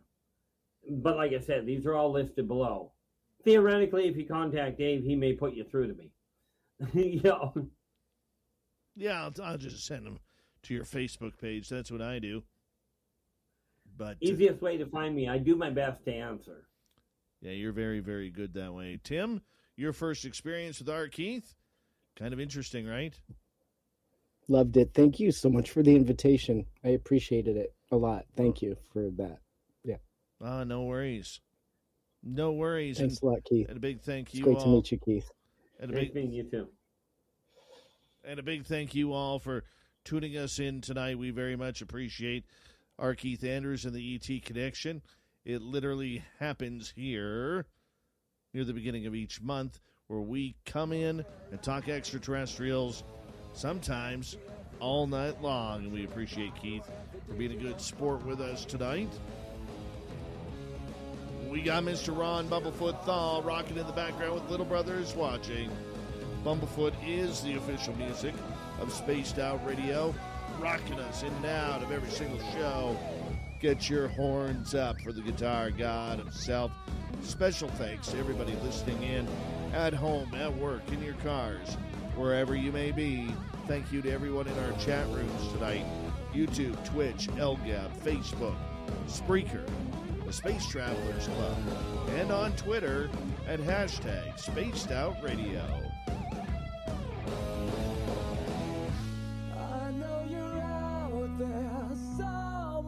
Remember, this show is copyright by Spaced Out Radio and SOR Media Ventures Limited.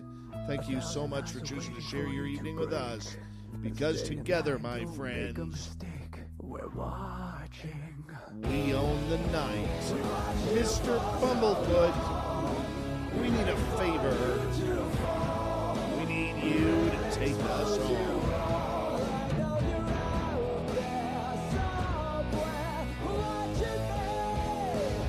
Yes, the Woo train has docked for the night. But soon, my friends, we shall ride again. Your seats are always available.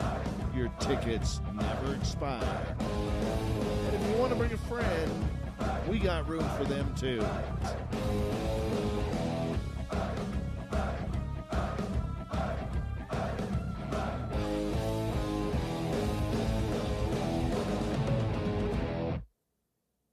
Popeye's driver here with the shipment of the seasoning for our new blackened chicken sandwich. Do you copy? Copy that. Do you copy me? Copy that. I got paprika, cumin, and onion. Copy. Copy that. Salt, black pepper, white pepper. Copy that. Red pepper. Copy. Copy that. Almost forgot about garlic. Copy that. Do you think others will copy us? Copy. Copy that. I'm sure they'll try. Introducing the new blackened chicken sandwich. No breading, all flavor. Non-breaded and fried at participating U.S. restaurants. Love that chicken from Popeyes.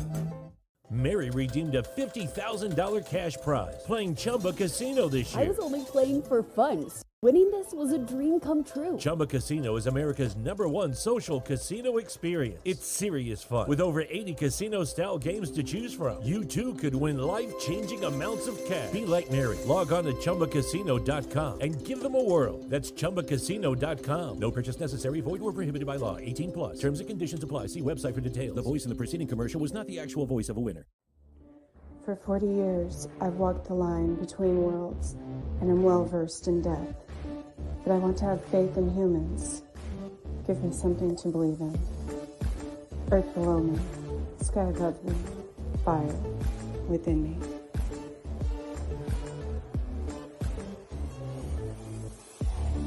Brought to you by UPRN Network. I'm Trish Moe, and this is The Missing Piece.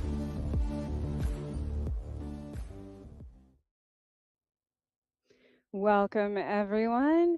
I'm your host, Trish, and this is The Missing Piece. It is Monday, December 12th, 12/12, and we are broadcasting live on 105.3 FM New Orleans and the United Public Radio Network. We are also live on Parapost Network, and yeah, it's been a crazy. I apologize that I've missed the last few weeks. I have had a crazy life, with just winding down the year, and some things happened in my personal life that I couldn't make it. So I'm back. I do have so many things planned for next year as well. I'm really excited because I'm changing the structure on how I do a lot of things, and it's definitely going to be more organized because I have learned so much in the last 12 months on this show and with all of my guests. Um, Before I forget again, I want to special thanks to Carnation for sponsoring my show. And um, this is officially the last week of fall. So I know it's already snowing in some some areas of the world and the U.S. So next week, of course, is Yule for those of us that celebrate the changing of the light and the dark parts of the year. Um, which is interesting because my guest tonight, I'm super excited actually. He contacted me earlier, and we have that summer in 2018 as well. He offers services in tropical astrology, health, and spiritual guidance. So welcome, Dave. Thank you for coming. Oh, thanks for Thanks having for me, Trish. joining me. Yeah, I really appreciate it. Absolutely. So how have you been? It's been a while. Yeah, I've been great. I've been great. To give people a quick recap here, I moved out of Texas. I was living in Texas for about 2 years basically through all of COVID. And then June 30th, I left on a very long road trip, which I thought was only going to be, I don't know, maybe 45 days. And it turned into a lot longer than that because I had a lot of research to do. Um, so I went through the southeast United States. I was researching the mound builder civilization, essentially, which is the earthen mounds that you find kind of all east of the Mississippi River, even up into Canada a little bit. It's a very broad area. And then I continued on up to northeast to New England, where actually I'm from originally, and I did more research on the stone chambers. There's a lot of these really mysterious stone chambers up in the New England area. Um, it's very strange. I mean, the entrances are only a couple feet high, oftentimes, and most of them are oriented to solstices and equinoxes. So there's a lot of mystery behind that, and I grew up there, so it's in my backyard, But being able to go out there and actually research it for the first time, not the first time, but 2018 was probably the first time I went out there, taking measurements, getting a feel for the energetic field. I bought an EMF meter for this trip specifically, which is an electromagnetic frequency meter. If people are not aware of what that is, it's often used in paranormal investigations as well, but you can use it even in your house just to make sure you're not, blasting yourself with Wi-Fi or you got stray electricity flying everywhere. So it's a really useful tool. Then after that, I started with the LDS story, which is formerly known as the Mormon religion. Joseph Smith, who they say is the prophet, was born in Vermont. And I started in Vermont and I did the entire church history trip all the way through Missouri and then actually in through, kind of the Midwest there through Kansas, through the plains. And then I continued later on up through Wyoming and into the Pacific Northwest. Well, Salt Lake City, of course, which is where kind of the story sort of ends because of Temple Square. That's where Brigham Young took the rest of the saints after Joseph Smith was killed in Nauvoo, Illinois. So it was a very long trip. It was actually turned out to be 100 days, Trish. We haven't talked in a little bit, but I was on the road for 100 days, guys, and a lot of camping. Amazing things happen, revelations, all kind. You just never know what you're gonna get. Every morning that I woke up, I just had to be ready for whatever the day was gonna bring. It was always different. I'm happy to say most of the days were really positive and it was good energy. But there's a couple days there where it's for instance, I was camping in Pennsylvania, and there was some really dark energy in the campground. It was something, I think, a very ancient spirit, and it was pervasive. I mean, the minute I pulled into the drive there, I felt a dark kind of energy. So But it's it's been great. funny you mention that because hey, Charles Rudd from Texas Oh, hey, and Charles. Nikki. Hey, Nikki. Thank you all for joining us. What I was going to say is it's interesting you mentioned Pennsylvania. I don't think we talked about this because so when I was on Chasing Prophecy, they're all located. My co-hosts were all located in Pennsylvania as well, and um, another couple that are hosts um, on the network on Horsefly Chronicles, they also live in Pennsylvania. And so, and then I have quite a bit of relatives in the New England area, and I moved from New York, of course. So what's interesting though about that, you say that's a dark energy.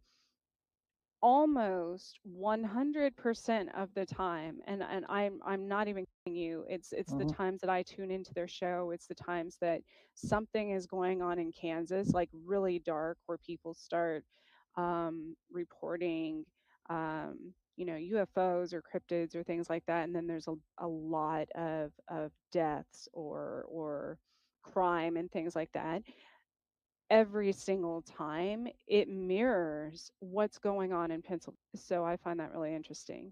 And parts of New England and like some parts of Canada even. So Oh, totally. Yeah, the way I think of it, really, it's a world grid. So you've got ley lines. Of course, astrology comes in behind everything. Of course, that's what I mhm. teach in some astrologer. But when you have what are called the daily transits, which is where planets are on a specific day at a specific time, that's affecting the entire Earth, and it Right. affects individuals differently depending on on your own birth chart, which is, of course, where the planets were at the moment that you were born. So those two interact with each other. It also interacts with what I call, I guess, the Earth timeline, and it interacts with the local land, and the local land has different types of energy based on the rock structure, the bedrock, if there's magnetic rocks and things based on what's happened there in the past. Mhm. There's all kinds of things. Sometimes it can be projected by the people that are living there. Oh So yeah. when I know you're aware of that too, but when I go into these areas, I don't know which one it's going to be. And sometimes it takes me a few days to be able to feel where is this energy actually coming from. I went to Kecksburg too, Trish, which is of course really well known for the UFO crash. This Where's was Kecksburg? Yeah, Kecksburg, Pennsylvania is just south of Oh. Pittsburgh, and it's where there was a fairly well-known UFO crash. Supposedly, some people think it was part of the Nazi bell. If you've heard of that before, Die Glocke, I believe, is what it's called. They claim it went through a time machine or a portal and ended up in Pennsylvania. Across a large span of years. But Right. and so I never have an idea of what to expect when I go into these places. The one thing that's important is just to make sure that you have your own protection. Have your own shield up, be able to kind of feel through the spirit world and see what feels right to you, what doesn't, and trust your intuition. But at that particular site, I actually was, my feeling was that, oh, this might be a little bit weird. Um, I don't really go looking for things like that anymore, but I was passing right through it, so I said, yeah, of course I'm gonna go. In a worst case scenario, 5 minutes, I'm like, okay, I'm out. I'm not doing this. And I know when I feel it, and then I would leave if I had to. But I was standing right there in front of that memorial up on the hill there. There's a UFO craft that looks like an acorn, essentially, was the description. And it's a memorial to the occurrence. And I was standing there. I'm like, I actually feel fine. I actually feel pretty good. But when I got up on the ridge and I was headed out of town, I did sense something in the general area. Whether it's an energy or a presence, I don't know. When I was looking out the ridges and the mountains and stuff, I'm like, okay, yeah, I can see how this would have happened here. So that was just one day, and you really want to see it in different weather patterns too. You want to Mhm. make sure that you're actually in the same state of consciousness when you're perceiving it, because that will also alter your perception. So it's a very very involved process, as you know. You have to be aware, be open, but also go in with protection for sure. People don't realize even that food can 100%, especially around like full moons and stuff, can influence or manipulate your intuition as well, especially modern day food, that's processed and things like that. That's why a lot of times animals naturally fast around different planet or moon cycles. Oh, is that? Have you seen that actually in practice, Trish? Have you seen animals doing that? Yeah, well, my own, and I know that I 100%, um, my intuition is so off if I, say the full moon lands on like a holiday or something where people, you know, aren't working and eat a lot and things like that. Yes, it absolutely can render my awareness, Hmm. my intuition, everything depending on what it is I'm eating or drinking. Or there's even some religions and cultures that um, won't do things like boil water. Um, they will not eat or drink has been boiled in water around a full moon because it changes. Um, what's the word? Like Probably the changes. ionic structure of the water, literally the energy of the Oh, water. okay. And what I would say immediately is for me the reason for that right off the bat is the fact that the moon rules Cancer, and Cancer is a water sign. Well, yeah. The moon only rules one sign, which is Cancer. The moon and the Hmm. sun have each one sign. The sun rules Leo. But yeah, I mean, even the tides and everything, the moon is very closely connected with water. And also, you know what, Trish? Honestly, since you bring that up that way, my thought is that it's probably going to also restructure the water in your body. Hmm. Which, there's a question is can you how much can you actually do about that if it's some kind of a reaction in physics, Right. or metaphysics. So, and the other thing about the moon too is that according in astrology, the way I teach it, the moon is also that's actually considered a planet. It's not considered a moon. It's far too large for the classification generally being a moon. But in astrology, it occupies what's called the first heavenly sphere, the first heaven. Sometimes it's called the first lady of the sky. And the thing about that is that it's the closest body to the Earth. We all know that. We all know that, and so it has a lot of influence. And even just general physics, the closer the body is to the other body, then you have a lot of influence and a lot of exchange. And then also the other thing about it is that the orbit is very fast. It's about what 2.5 days per sign of the zodiac. So that means that just when you're getting comfortable with something, you're like, okay, I'm getting into this pattern. It just rips that away from you and it shifts signs. And depending on how that's going to interact with your birth chart, you're going to feel that. So Oh, always and always be ready for the unexpected.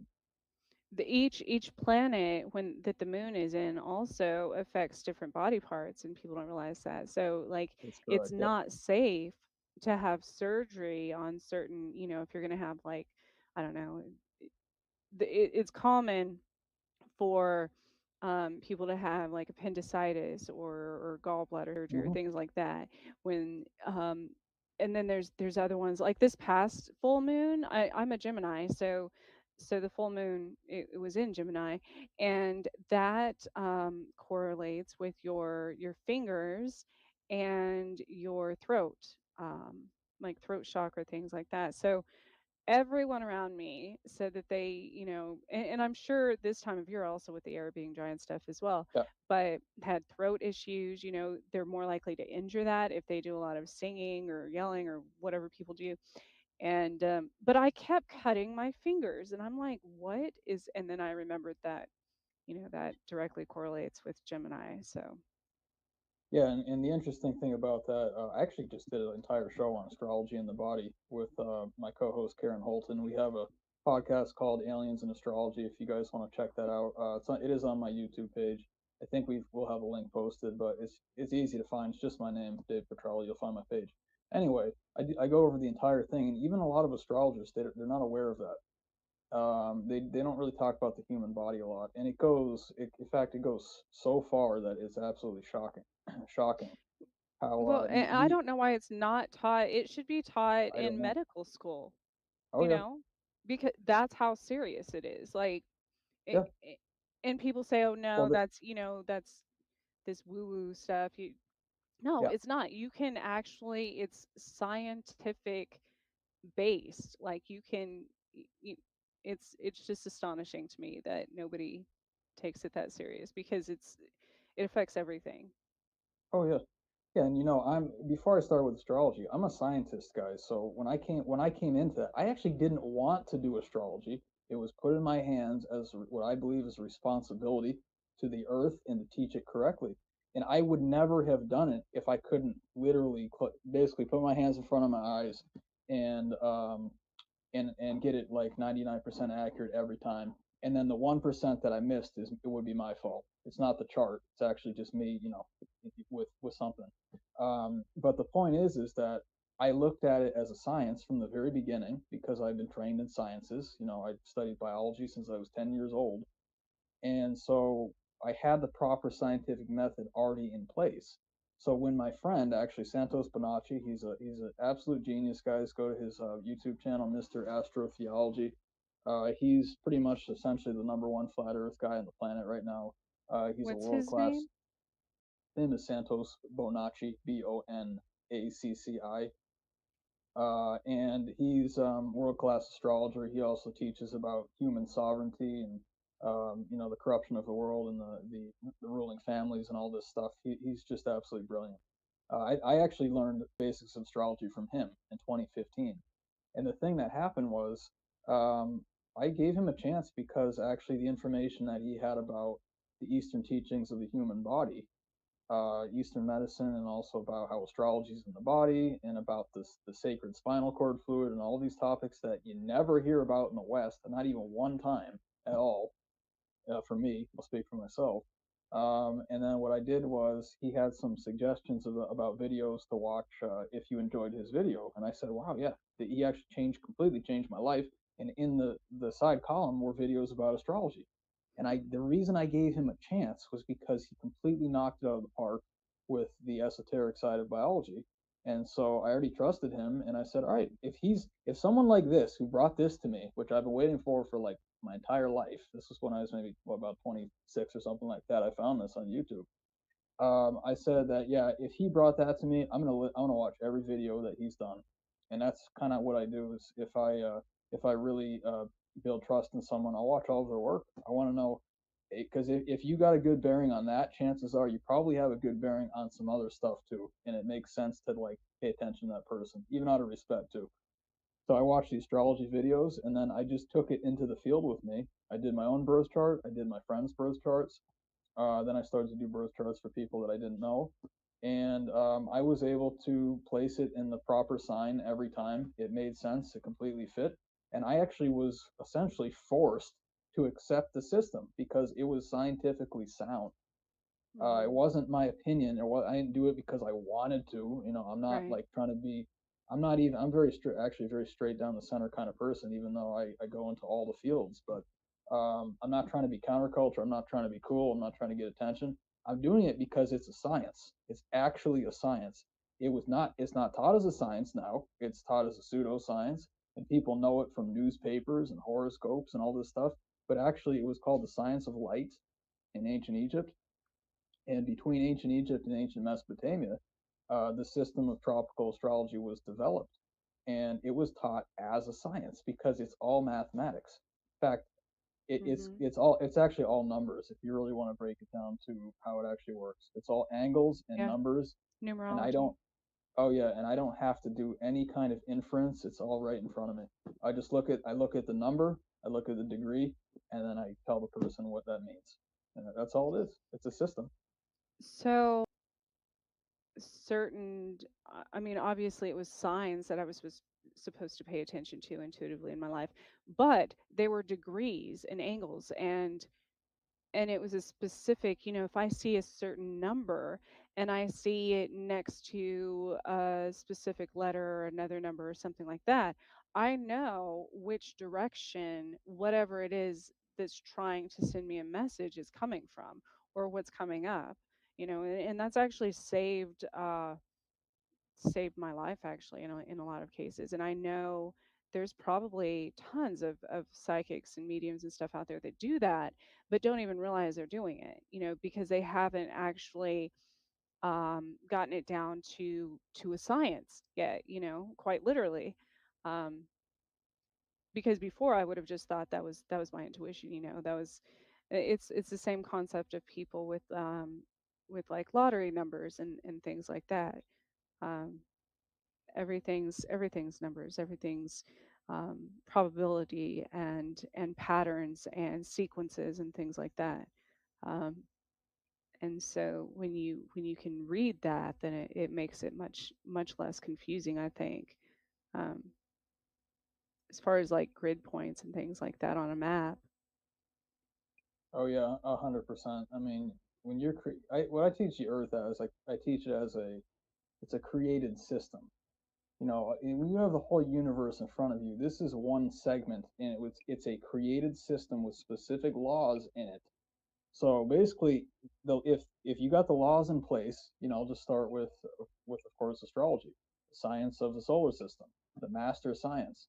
Um, and by the way, there's 12 signs, so today is is really perfect. It's kind of last minute, but I'm so happy to join you because it's 12 And 12. the 12th month, 12th Yeah, day. and that's my Instagram name is Dave Petrella 12 because it's the 12 signs. But the thing about it is that it's really you have to understand it is that in order to give any kind of system, when I say system, I'm talking about the Earth system, which includes the Earth plus all the planets and stars and everything, especially the stars that are within the what I would call the 10th sphere. Anything inside of that is part of the Earth system. Um, and it's anchored with the sun, of course, because the sun gives light and power to everything in our solar system. And all the stars, a lot of them supposedly, maybe even most of them, are supposed to have planets. Well, this is just one of those systems, and in this system, it's in terms of the mental world, it's base 12 because that's 12 signs. And in the model of cosmology that I teach, the 12 signs of the zodiac actually exists in what's called the eighth sphere or the eighth chakra. The spheres and the chakras of the human body are actually equivalent. So when you're talking about the stars and your mental world and the entire zodiac, it actually exists above your head, like right about here, above the seventh chakra and the eighth. And that's also why we see the one that comes to mind, the clearest for me, is actually the Virgin Mary, is that she has actually like a crown of stars. And it's not like on her head, it's actually like a little bit above her head. You see the stars are sitting up there. Because that's where all of the mental energy comes in through the eighth chakra, through the mental sphere, and through the eighth sphere up there. Um, and so all of the zodiac actually exists up here, technically. And then when you come down, I just want to add one more thing, Chris. When you come down to the physical world, which is the human body, that's base 7, and that's where the 7 chakras come in, and that's the 7 traditional planets. And then on top of that, all the 12 signs are also physically in your body, starting with Aries up here. And you mentioned Gemini. Gemini is actually where the body actually truncates. So right here at the base of the neck, that's where it splits out into 2, and it includes all of your arms and the bottom part of your throat. That is Gemini, and that's the reason for that. And that's also why when you get to Gemini during the year, the season of Gemini, which is roughly May 21st to June 19th or 20th, somewhere in there. It's the reason that it's the other reason it's a dualistic sign is because it's actually branching the spring season with the summer season. So the spring is on this side, that's one of the twins. The other twin is on this side, reaching out to summer. So you got Gemini there at the top saying, "Oh, I'm going to bring these two together with the two principles," and that's where you kind of get that It's from. right in the middle. Exactly. But all of the signs are also in your physical body. It's all integrated. It's hard to say it's one thing or another, but the easiest way that I teach it is that the physical world number is 7, the spiritual world the number is 12, 12/13. Now, that's what I was going to ask. What is your opinion or thoughts on the 13th sign being Ophiuchus? Yep. Yeah. Well, Ophiuchus, and like of the course, Mayan theory of even 13 months. Right. Well, it is a very important topic, and I want to set this straight. I've spent a lot of time with this. There's a lot of things I can say about it. I'm going to try to make it as simple as possible. The first part is that 12 and 13, they go together. It's like kind of like a pairing. 12 is kind of like the last step. it's kind of like the completion step, and then 13 is the result of the completion. So when you hit 13, there's no more work that has to be done. You have, you have ascension, or you have the mastery. That last step is the step where you relax. And it's the same thing with 32 and 33. 32 is the last time you do work, and then when you get to 33, you get to enjoy and bask in the glory. It's a master number. Oh, absolutely. So the thing with the fucus, I'll talk about this first, is that the sun moves through what's called the ecliptic. The ecliptic is the path of the sun across the sky over the course of the year. And the reason we have the 12 zodiac signs is because the sun passes through those 12 signs, which means it's, I think it's within 11 degrees or something like that of the ecliptic. All of the main signs of the zodiac occur within that small bracket. So it technically also goes through a fucus, which is between Scorpio and Sagittarius. But the thing about it, and this is coming from me because I couldn't find good answers. So I'm looking online. I'm like, all right, what do people think about it? What do I feel about it? And the thing about it is that it does go through a fucus, but it goes through the very bottom of the constellation, where the main stars of a fucus are nowhere near where the sun when the sun passes through a fucus, the main stars of a fucus are nowhere near where it passes through. The closest main stars that it passes through are actually the stars of Scorpio. So what I say is that the influence is still coming from Scorpio because the stars are very close to that, and the stars of a fucus are way off on the other side. So it does technically go through it, but the influence is coming from Scorpio because those main stars are much closer to the ecliptic than the stars of a fucus, if that makes any sense. The topic of the 13 moon calendar. This one is extremely important. There's some argument. It's actually a good argument that it's more accurate to have a 13-month calendar than a 12-month calendar. I don't have my calculator in front of me, but if you multiply 13 times 30, you get very close to the length of the year. Is it 13 times? Excuse me, that's not correct. 13 times 27, I believe, or 28. That's what I meant to say. So if you multiply those numbers, you're going to get really close to I think it's 364, if I'm not mistaken. It's like right in there. And the reason that I think is more accurate is because the month, and even the word month, is based on the word moon. Mon and moon, it's the same word essentially. So in the length of the moon cycles between, I believe, 27 and 29 days. It's somewhere right in there. And it might even vary a little bit depending on conditions. But the point of that is that, well, you want to get your subunit, the month, which is the subunit of the year. It's technically really not based on 30. I mean, it's based on the moon cycle. So right. You can get there either way using 12 months or 13 months, but but they're both accurate to me because 12 also, that's the master number of the zodiac, really. So you have to, it's this thing where it's oscillating back. It's a really weird thing, Trish. I've spent 12 and 13 and 12 and 13. And I can watch it and I just see it moving back and forth like that. It's just amazing. It's amazing. So I say it's both. You just have to know how to define it. Well, and a lot of other things play into it as well, as far as like leap years. Mm-hmm.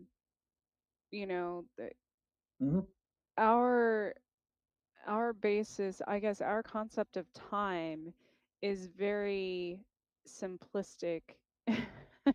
I guess as far as the bigger picture goes, because if you actually started breaking down, the amount of time that is gained or lost during different times of the year or different moon cycles, things like that, of days, then it wouldn't come out to be the exact same number every year. And so it's kind of like biorhythms. In biorhythm, it never made sense to me that everything was like 30-day challenges for things, or 30 days, in hypnosis, like to a different mindset, things like that. It actually takes the human brain 33 days to actually even grasp the concept of like habitual change. I see that a lot in fitness too. And so the fact that there is not a month that has 33 days, you would have to go into the next one, obviously, the next cycle, essentially, to complete that. So So it's like we're constantly as humans, and maybe I've been thinking it's funny. Well, of course we would talk about something that we've both been thinking of because Oh yeah. I uh I was thinking about this last week though. I'm like that's why humans in general and the earth itself keeps repeating all of these cycles because we're literally and this came up because I was supposed to run a marathon last week and I was thinking about it and I thought about the last time. I'm a terrible runner. Like I don't run. Okay. Yeah. And so I was thinking about the last time I did, and I was a short distance runner, when I was younger. And then all of a sudden they needed someone for this relay, and I got to the end of the exerted all of my energy, just like we do during the day or during the year. And here we are at the 12th month. I exerted all of my energy at the beginning of the race because I wasn't used to being a long distance runner, and I literally fell right before the baton handoff at the end of the race. And that reminded me of how we do as humans and why we keep reliving all of these things over and over and over because we're literally getting to the end of the race and we quit right before the finish line because we don't know any different. We don't know that we need that last we need that 13th month to get over the year. And it's that was an interesting I was like that's why we always that's why we're Yeah. reliving all these things over and over and over because we're not finishing the race. Oh yeah. Well, and the other thing too is that what I would say from my perspective, we're also not really understanding um, the quantum field very well. We're missing the boat on that one. And At all. oh right, yeah. But the ancient Indians, they did. And then you got modern physicists coming out saying like, "Oh, this is the theory, guys. This is what we think." I'm like, I don't care what you think because the Hindus already knew it. You want to read their texts, guys? It's actually in their texts, and they're very comfortable. Even Native American tribes very comfortable talking about portals and quantum physics and all these things. Yes. Why is it so hard for the mainstream? And it might be a control mechanism thing. And it's also ignorance, I think. But the thing about the human body, and you mentioned earlier that we don't realize how much power we have. Well, back in the beginning, in ancient Egypt, maybe even pre-ancient Egypt or pre-Pharaoh, they were teaching the real ascension teachings. By the time you had mummies and stuff like that, they were already missing the point. I mean, I'll argue that one to death because no pun intended, or maybe pun intended. The point is that they're saying, oh, let's put the oil and the salts, let's put it on the outside of the body after the person's died, let's remove the organs and all this stuff, and they'll one day reunite with their body. Well, last time I checked, I'm not trying to be offensive, but the last time I checked, when you go into an Egyptian tomb, there's still a body there, and it's in decomposition. So to me, it doesn't seem like that worked out too well. Now, maybe it's a different timeline. Maybe they're waiting for the future. But the original teaching, and I'll hang my hat on this for the rest of my time on the planet, is actually about the oils on the inside of the body and the salts on the inside of the body. And that is called Ayurvedic medicine, which is based out of ancient India. So everything almost everything literally that is in the Western world for me is like a rehash or it's like a misunderstanding of the actual original teachings, which I am 100% confident that ancient India still has intact if you know how to look for it. So the point I'm trying to make is that the human body is designed for ascension. Before the Christian narrative of Jesus came up, and I'll just put it out there, I actually believe Jesus was actually a real person, but in possibly different dimensions and timelines and perspectives and things. That's all on the table. But the original teaching was always, even before Jesus was here, was always that you have to save yourself. You have to do it. You have to do the work. You have to make the moral decisions. You have to improve your energy in your body. You have to improve the clarity of your body. And that happens through the principles of Ayurvedic medicine, which is fasting, circulating your fluids, and getting the oils back into your organs and the channels of your body. So that part, when I look around, since I teach, essentially the principles of Eastern medicine or pre-medicine, I would really call it, it's even simpler, is the fact that we're sitting here, waiting. Some people are actually waiting for a savior in the sky, and I'm not actually discounting that necessarily. I actually believe that's the point is that this is my firm belief. You don't get your freedom as a sovereign being until you're fully in control of your own energy grid in your body. Because what that means is you don't actually need food coming in. You don't need outside energy coming in. You produce your own energy through fusion. You actually become essentially a star or a sun, which is why in Hollywood people are called stars all the time. And then that is a sovereign being. And now, since you don't need food, you don't need shelter, and you don't have a physical body anymore, you're free. You're actually free because you increased your energy enough to get yourself out of the dimension. So that's the other part I'd add to that. Well, and so and I have the same belief as far as like Jesus and everything. There's, I think each culture had their own version of like ascended masters of Right. Yep. healers and such that um because yes, I 100%, I mean nobody would believe this and I like without seeing it or but yes, there's probably quite a few people that I know that could probably walk on water if they wanted to, or, you know, it would seem like they came back to life or they were all kinds of things. Like I've died 5 times in this life alone. You know what I mean? I was only resuscitated one of those. So artificially. Um, so there's so many, there's things that we just, I mean, yes, I agree on, I think it's a combination of both being, kind of a cover up due to power and other issues, religions, things like that, or just lack of knowledge because we've we've come so far from where we began. And, I started having dreams about where I grew up in New Mexico.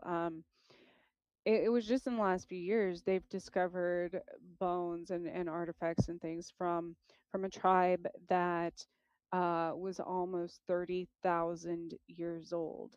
Now that's uh, one of the old, even rocks and trees and everything like that. And so, and that makes sense if you consider um, the earth, as you said, like the oils and salts and everything being within our bodies. Well, of course, my beliefs, as within, so without. So, the earth itself as a living thing, an entire, you've got the core, you've got the water inside the earth, you've got the oils inside the earth, things like that. And then, of course, think of the ozone as like the earth's auric field, and once you break it down, where people almost to like it reminds me of that show that came out a long time ago, Are You Smarter Than a Fifth Grader? Because once you break things down like that, it helps me as an adult. But when you break it down to other adults who've been looking at things in such a complicated manner, it's really very simple. Um, it makes a lot of sense. You say, oh, okay, well, that makes sense. Why? And when you start thinking of atoms and things like that, instead of just the mass of a person, you're talking about how we can become essentially like stars. Yes, um, because we just see this as like a shell, So as far as there was an interesting thing on Einstein I read recently, and that's obviously quantum physics and things like that. He was genius, far beyond his time as far as the discoveries. All of those people back then, Tesla, not not like the car people. I know there's going to be some out there that are like, oh yeah. There's a lot of controversy with both of those guys too. Mm-hmm. I mean, Tesla was he was actually, I mean, I believe he was murdered, and then Oh all of yeah. his texts and documents were taken by some mysterious group of people. Yeah. But how about this? Okay, I'm just gonna put it out there. It's out there in all the stories. But he was killed on the 33rd floor, supposedly, of the building. So how was that organized? I mean, come on. We know, especially in 2022, we know how many people use that number, how many secret societies use that number. And then Einstein. So Not by choice necessarily, that's just what he did. But what I was going to say that I never knew this. I never knew Einstein's brain. So he requested that his body. He died in mysterious circumstances as well, and he Okay. Yep. requested that his body be cremated. Which I think it was somebody like his brother, somebody close to him, ended up carrying out. But before they could do that, somebody else took his brain. Nobody knows who the original person that took his brain. They divided it up in 200 pieces, sliced up in 200 pieces, and shipped it off all over the world to different scientists. Against Einstein's wishes, obviously, and against his family's and everything else. Now, what's interesting about that, when I was reading about, they're talking about sound, sonic weapons but also as healing. There's devices now that are out with machines that create different vibrations and such to heal a person's DNA. And this came about because I do a lot of research on as far as the Lyme disease and immune suppressant diseases and such. That So actually happened really close to where I grew up, Trish, which is Lyme, Connecticut. So I know all about that yeah. story. There's a the biological factory just off the coast of Connecticut where they were doing all kinds of experiments, and then suddenly Lyme disease appears right across the bay. I mean, come on! Like these are Yeah. not hard things to put together. That doesn't just And then happen they like that. moved that center to Kansas. Oh, okay. I didn't Like know a that part. few 5 years. Yeah, they just built the Nuclear Biodefense Center in Manhattan, Kansas, which actually probably shouldn't be within, I don't know, hundreds of miles of civilization, but here it is in the heartland. Um, so that's the new Plum Island, basically, and so, but with Einstein, what I was going to say, his brain being spread across the world, and when you think about the sarcophagus of like Egyptian pharaohs and things like that. So this report said that they didn't need the actual body of a person, or even like say you wanted to heal yourself with one of these machines, you only need your DNA there. You don't have to physically be there to enable this machine based on the vibrations and such to heal you. Wow, okay. So you could take a piece of like whatever, your DNA, your hair, anything, and essentially go to work, do whatever. That's what this was advertising, and leave that there to heal you remotely. First of all, okay, all you witch hunters out there, isn't that essentially the same thing? Second of all, yeah, I find that interesting because with all these mummies and stuff that are being um, that are touring the world, that were buried in these tombs, and we take them out and we're digging up bodies of all of our ancestors and all these things just to study science. But the same with Einstein's brain. And this report got into why he didn't want his body. He wanted to make sure that this one person knew specifically to make sure that he was cremated. And I'm assuming that's why, because remotely you can manipulate anything, anyone for that matter, because and then that branches off to everyone a person's related to. So when I explain how people from the beginning of time can have the living, Christ gene, or various religions explain it a different way. But so when a mother is pregnant, I learned this because that's one of the times I flatlined was when I had my son. The Not only does the mom pass healing cells to the fetus if needed, but the fetus can also um, exchange to the brain, directly to the brain, healing cells to the mother. Now, if you think about that, then that would live on forever as long as people are alive, because it would keep going on to the next one and the next one, and the so we're always connected in that way to everything. So if you get a person's DNA, that has a bloodline and ancestry that goes back to the beginning of time, and you manipulate their DNA, it's going to affect every single person along that bloodline, which would be everyone.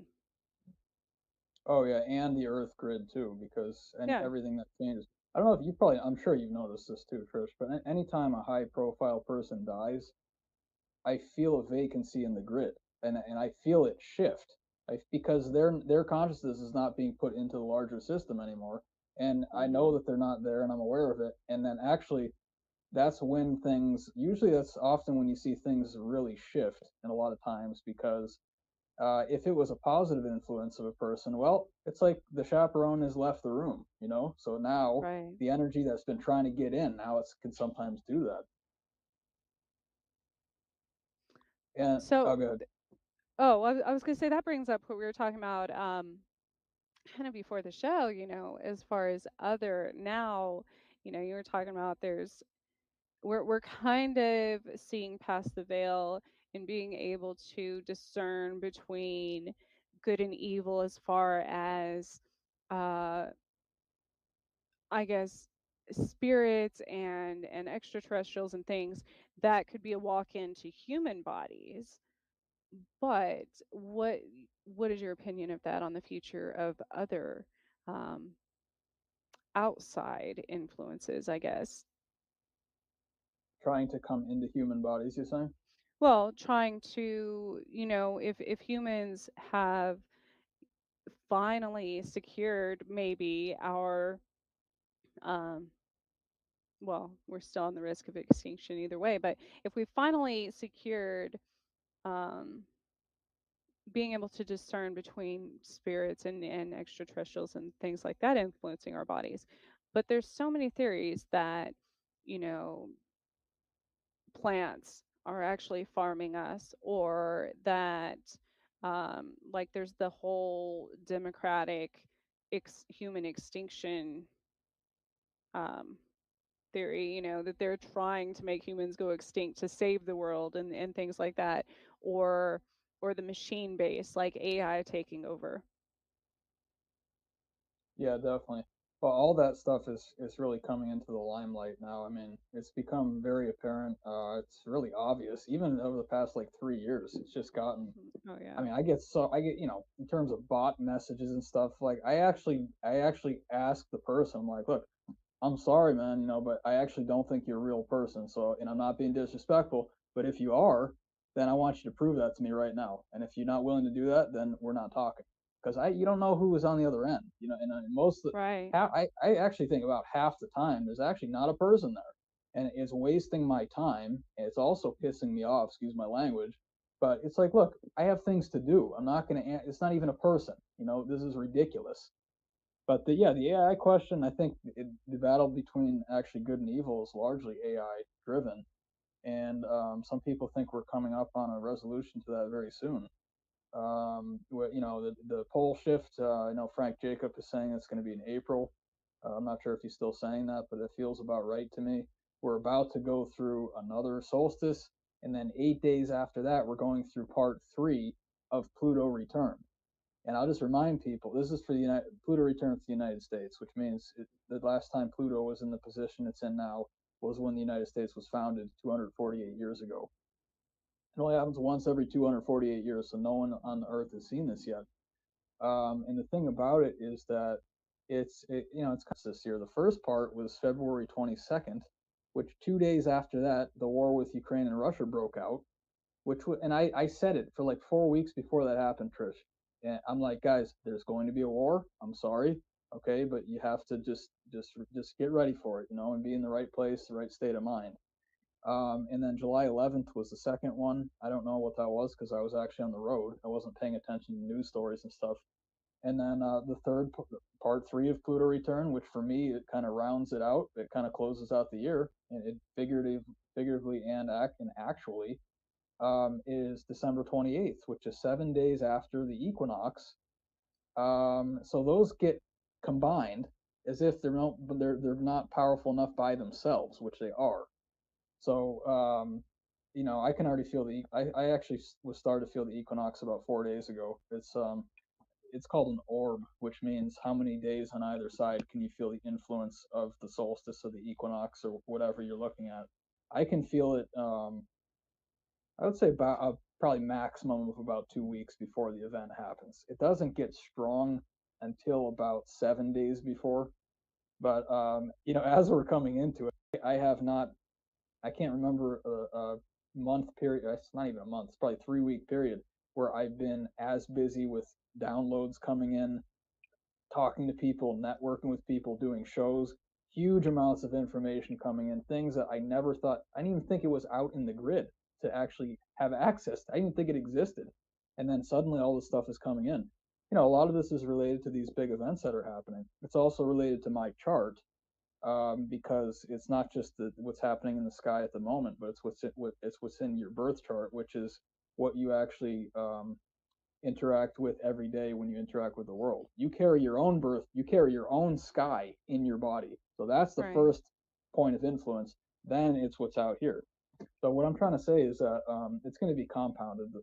Once we pass the solstice, it's going to get, actually, believe it or not, it's going to get even more intense, and it's going to continue to ramp up until the 28th, and then, I mean, for a minimum of another 7 days after that. We're talking like January 5th or 6th, which also happens to be essentially right in the middle of Capricorn. So none of these things are random, and what I say is that when the Earth time clock was created at the beginning, I guess at the beginning of time, whenever that was, it was created to basically do things at certain times. And for me, when I watch the time cycles move through time cycles and different ages and stuff like that, all I'm really seeing is that whatever intelligent race created the Earth and created humans and created all the system, I'll put it that way, all they had to do was, once they finished with the organization, it's basically like it's kind of like playing Legos almost. It's like, okay, so we're gonna create the house here, and we're gonna make the little people, and we'll put them out front. We'll put the plants in the front, stuff like that, and then they just stand back and let people enjoy it. It's kind of similar. It's that the system has been created. It's multi-dimensional. It's fractaled in many ways, so it's not as confining as it sounds. It's actually, you actually have a lot more freedom than it sounds like. But that depends on your own energy, what things you're picking up on. But the point of this is that they basically press play and then they just watch, because they already did all the work. They already knew that Pluto was going to be where it is on the 28th of December in 2022, and that was the first Pluto return to the United States. They knew that. It's all been set into motion. But don't ever give up your free will. Don't ever not pay attention to what your heart is saying. You want to follow your objective for this planet. I think it's important to try to get that established for everyone. Why am I here? What is my purpose? What am I doing? And stay focused on that, and you're going to be okay. This is not the only life. We keep going. Well, and like the Egyptians taught us, you can't stop things from happening. I always, even when that's the terrible thing about being psychic, or even when you get into subjects like artificial resuscitation and abortion, things like that.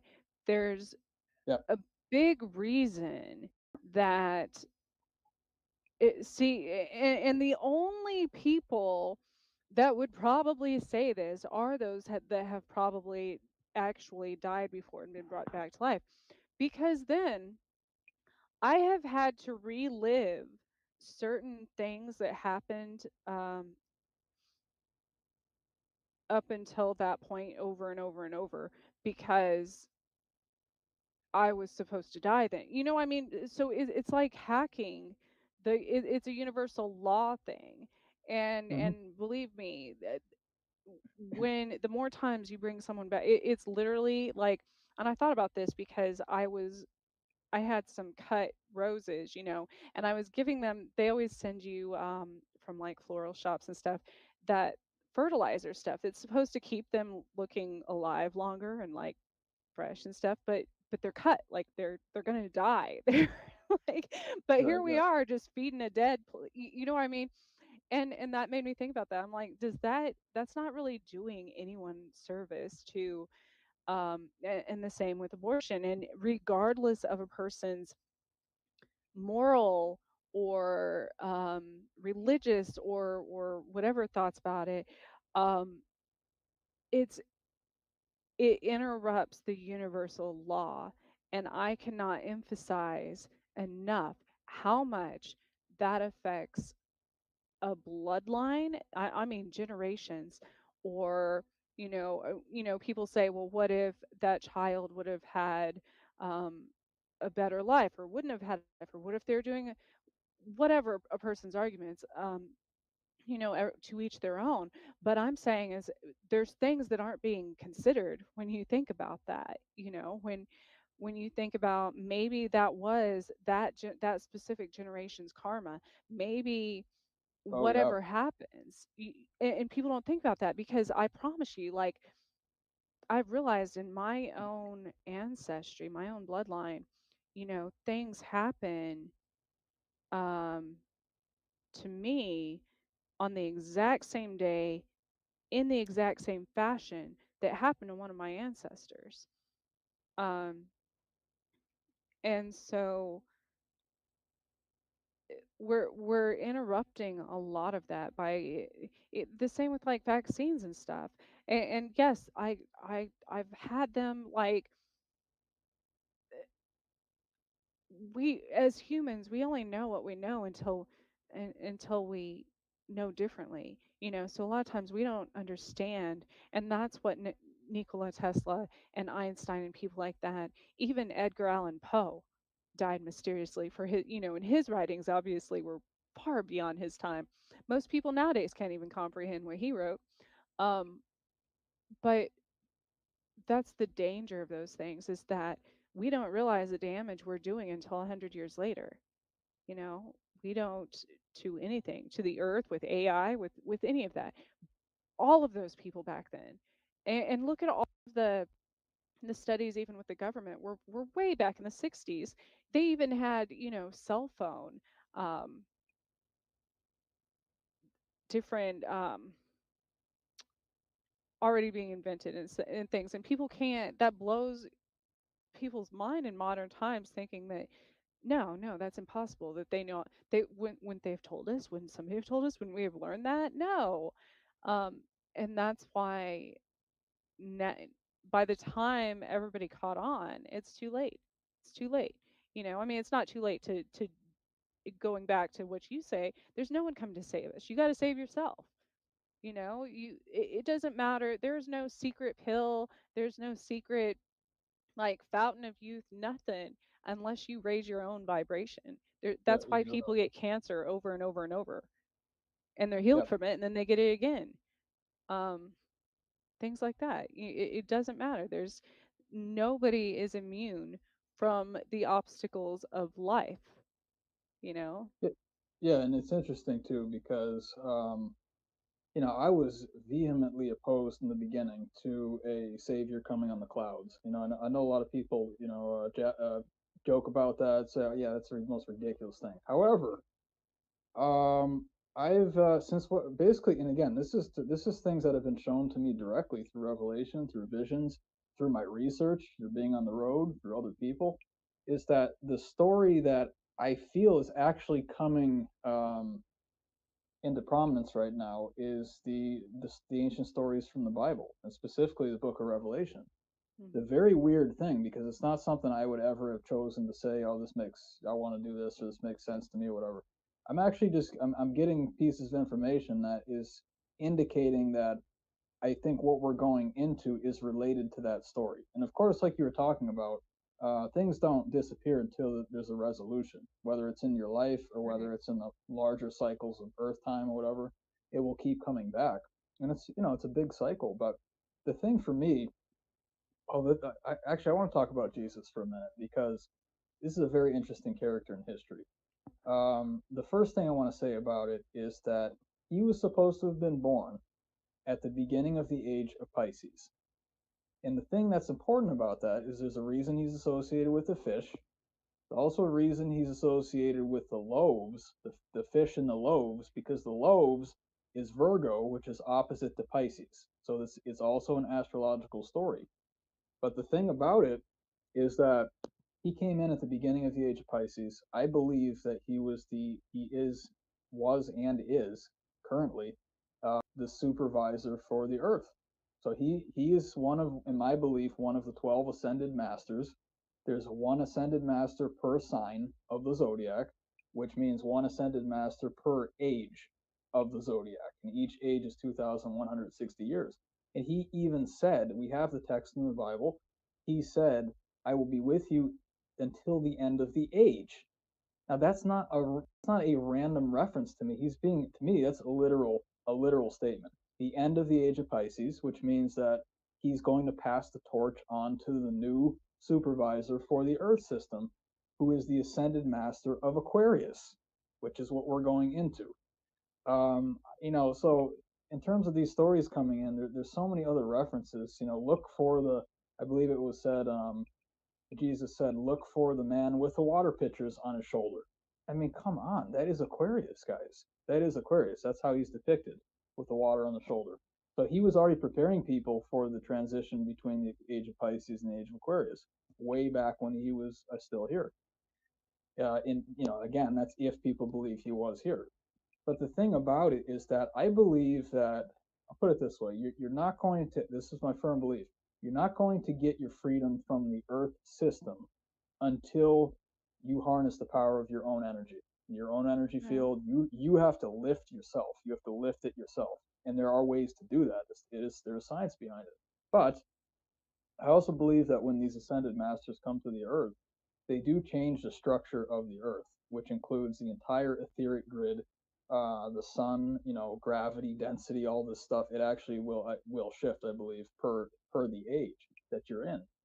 So, I don't think that it's going to be an extinction event. But what I think it is that the focus is essentially is machines and technology and AI and all this stuff, which is firmly in the realm of Aquarius. That stuff is not Pisces at all. That is not Pisces material. That's Aquarius material. The space race, Aquarius.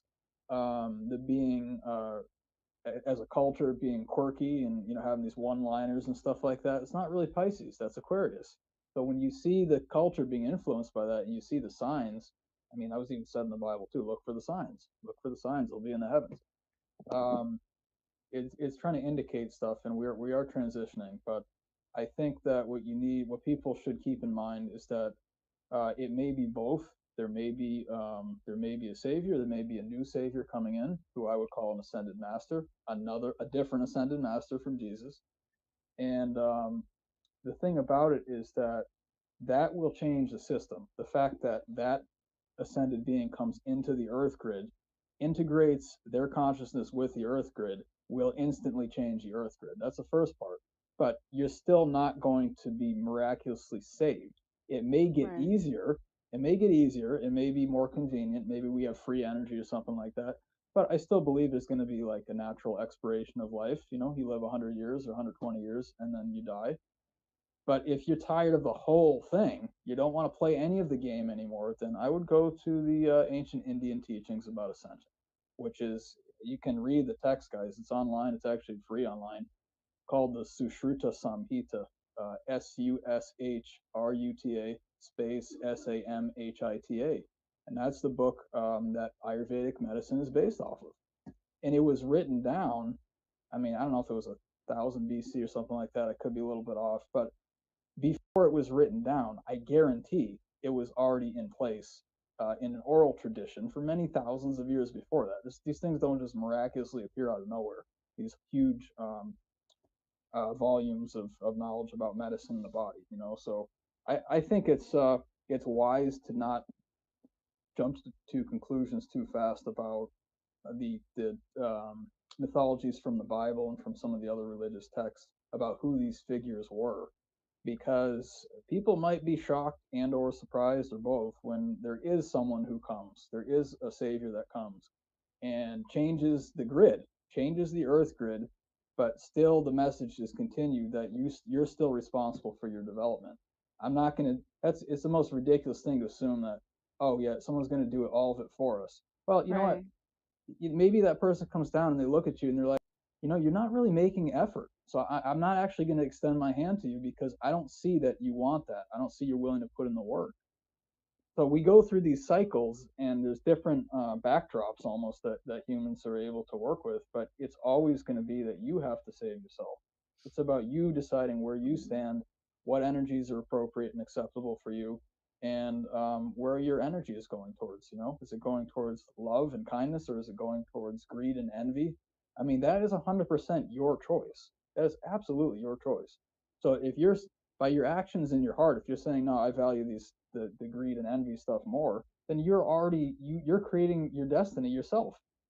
If that's the stuff you like, then you can't expect it's going to be like nice and perfect and pleasant and stuff like that, because I would argue it's going contrary to cosmic law. And cosmic law for me states that it's all about love and kindness and caring for each other, generosity, understanding, truth. Those are eternal principles to me, Trish.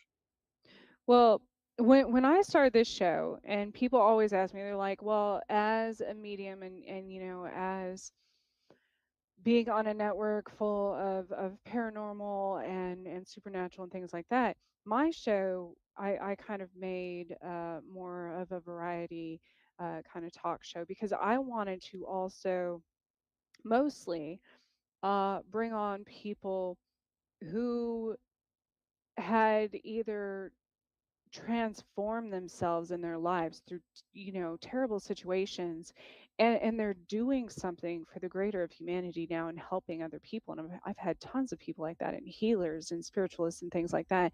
And people always ask me, well, if you're a medium and you're capable of communicating with the dead, why don't you all the time?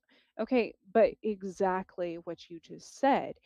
most While most human spirits that are lost are obviously lower vibration, but anything else in the ether that is not a human spirit, that is n- almost 100% of the time, it is a lower level entity that was never a human, and vibrates at a much, much lower frequency than I do. And so I warn people in the paranormal investigation fields and such that you have to take a break from it once in a while. You have to, I mean, it's okay to do those things.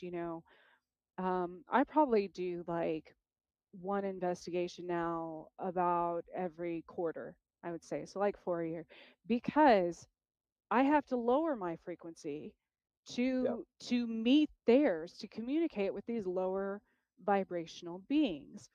And I always tell my kids and stuff, think of yourself in the same manner. Who are you surrounding yourself with? What environment are you surrounding yourself with? What friends? What Right. Yep. things like that?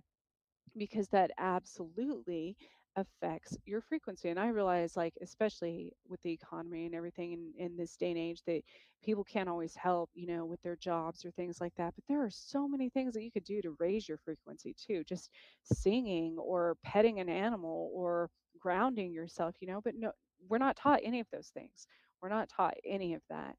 And the scary thing about the AI, well, first of all, they're battery operated, and they don't have a source of their own generated power like humans. Like, we could, like you said, essentially live without food or water or things like that. I've actually I don't recommend this people ever, but it was a test when I started neuro linguistic programming to see if I could rewrite a script coding in my own brain and stuff and still be healthy and fully functioning on less sleep. And I looked at my statistics over almost the last year. I get 4 hours of sleep a night, and I do a lot in a day. And there's still not enough hours in a day. And most people would look at me and be like, how do you function on 4 hours of sleep? No, I don't do drugs. I don't even take supplements anymore. That brings, I'll start getting sick. I'll start, Yep. things that don't normally happen, because that's what I'm allowing. And so you see investigators having heart attacks and strokes and like injuries and all kinds of stuff, because that's 100% their focus. And it's okay to do things like that, but the rest of the time, go do the historical research. Go um, you know try to find the more positive side of stories, because it, and I was thinking, like, the Um, we have the global ghost hunt going on next year, which is going to be people all over the world doing it all on the same day, you know. And there's things that um it reminds me of like a Ghostbusters movie that where the people are actually, what if it's not like, what if it doesn't even influence the spirits? But what if collectively all those live people, that's what I'm more afraid of, is all of their energy at once focusing on something lower vibrational. What's that going to do to the Yeah. world? All at the same time, harnessing that power. I Yeah, mean, absolutely. that's Absolutely.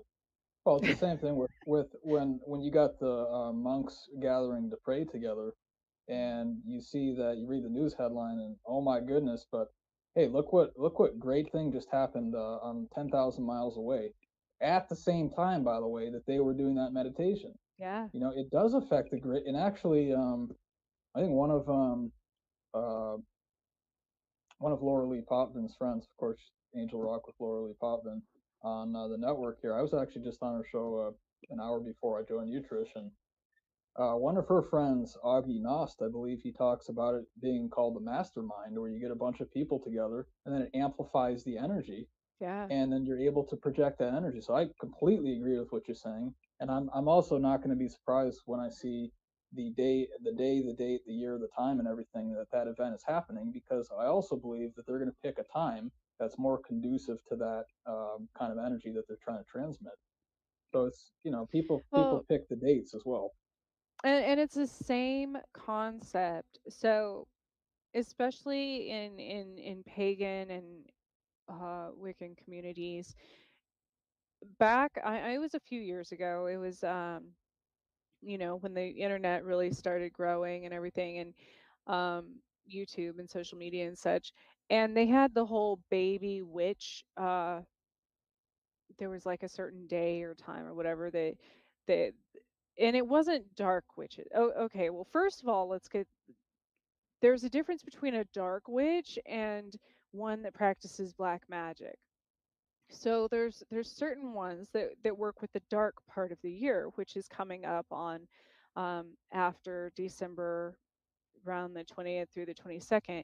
Um, that's that's the darker part of the year. There's those. That's not what I'm referring to. I'm referring to uh the ones back in the day who were more um like the sacrificial black magic type, and they all came together on a specific day, specific time.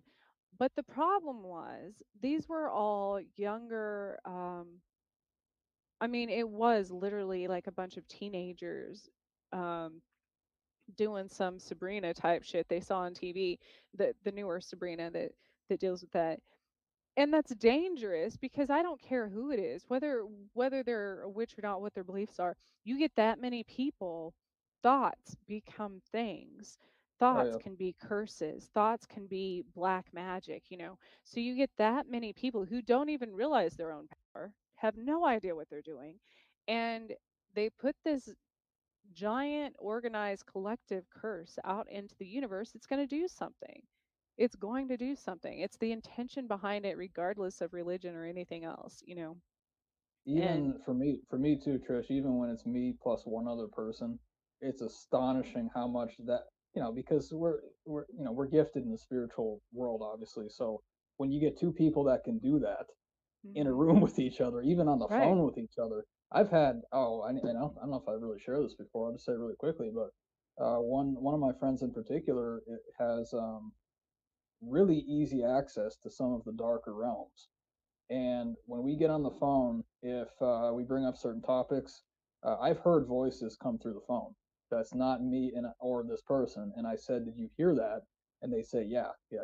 Someone else is here, or whatever." There's very few people that happens with me, and I basically just ignore it, because if you don't give it energy, it's just gonna generally, a lot of times, it will just go away, because Right. it knows that it can't feed off of your field or whatever. So like, and I watch Michelle sometimes on her show, Michelle DeRoche, and it's funny, a lot of times when she has an experience, she just said, yeah, she's like, yeah, I know you're here. What's going on? What do you want? What's up?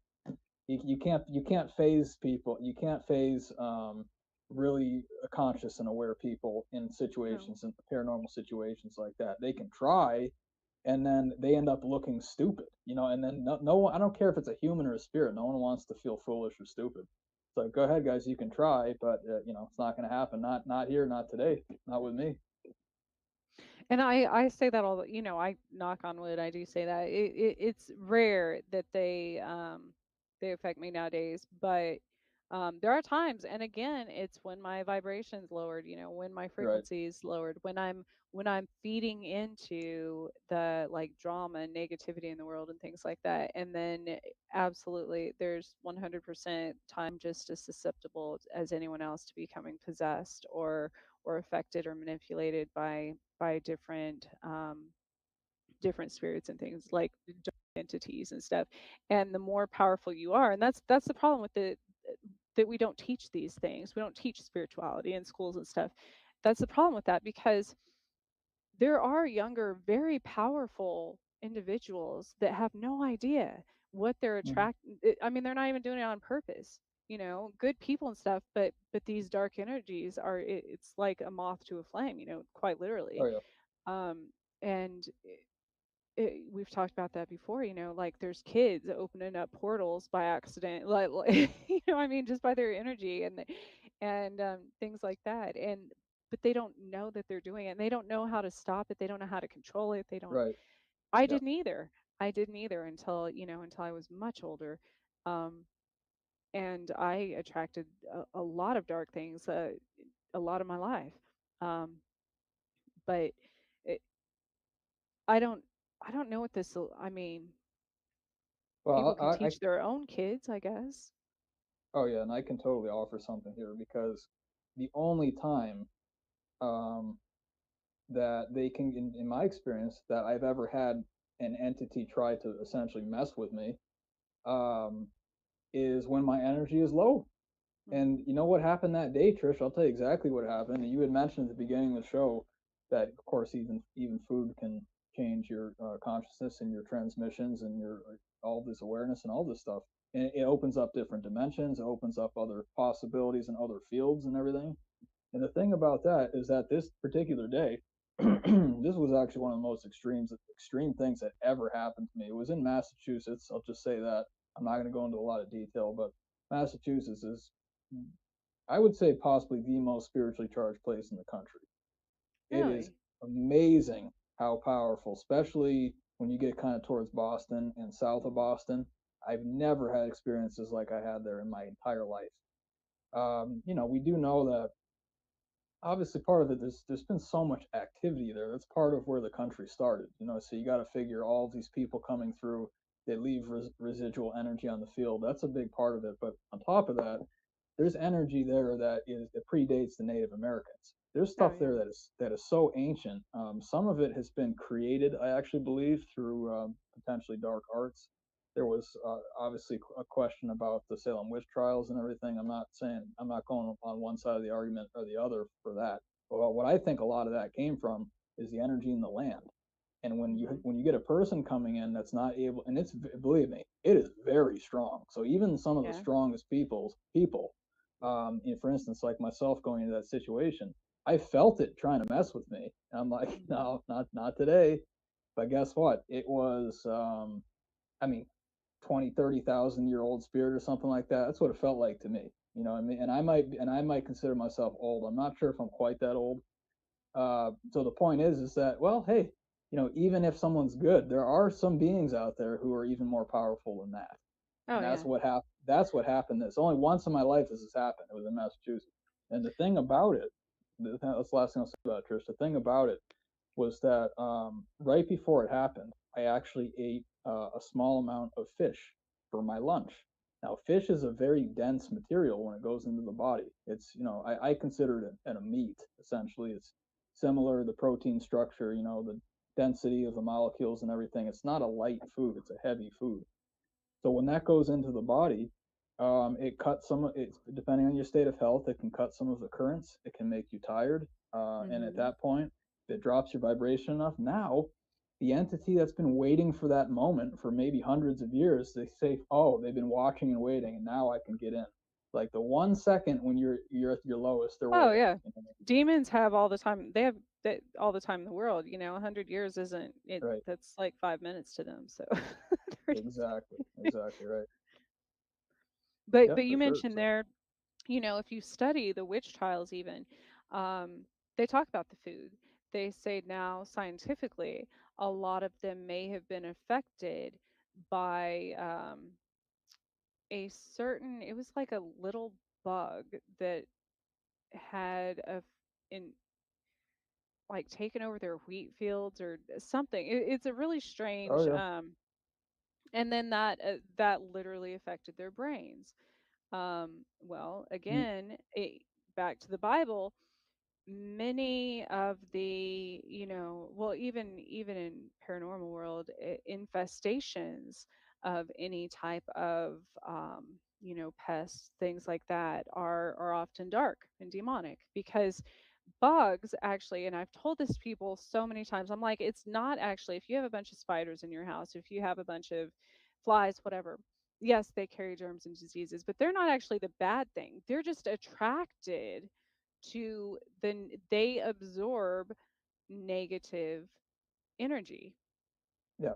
So it's not the bugs themselves that are doing something bad. It's whatever. That means you have something bigger to worry about, Oh yeah. So Yeah, I have. I mean, it was like probably last week. I was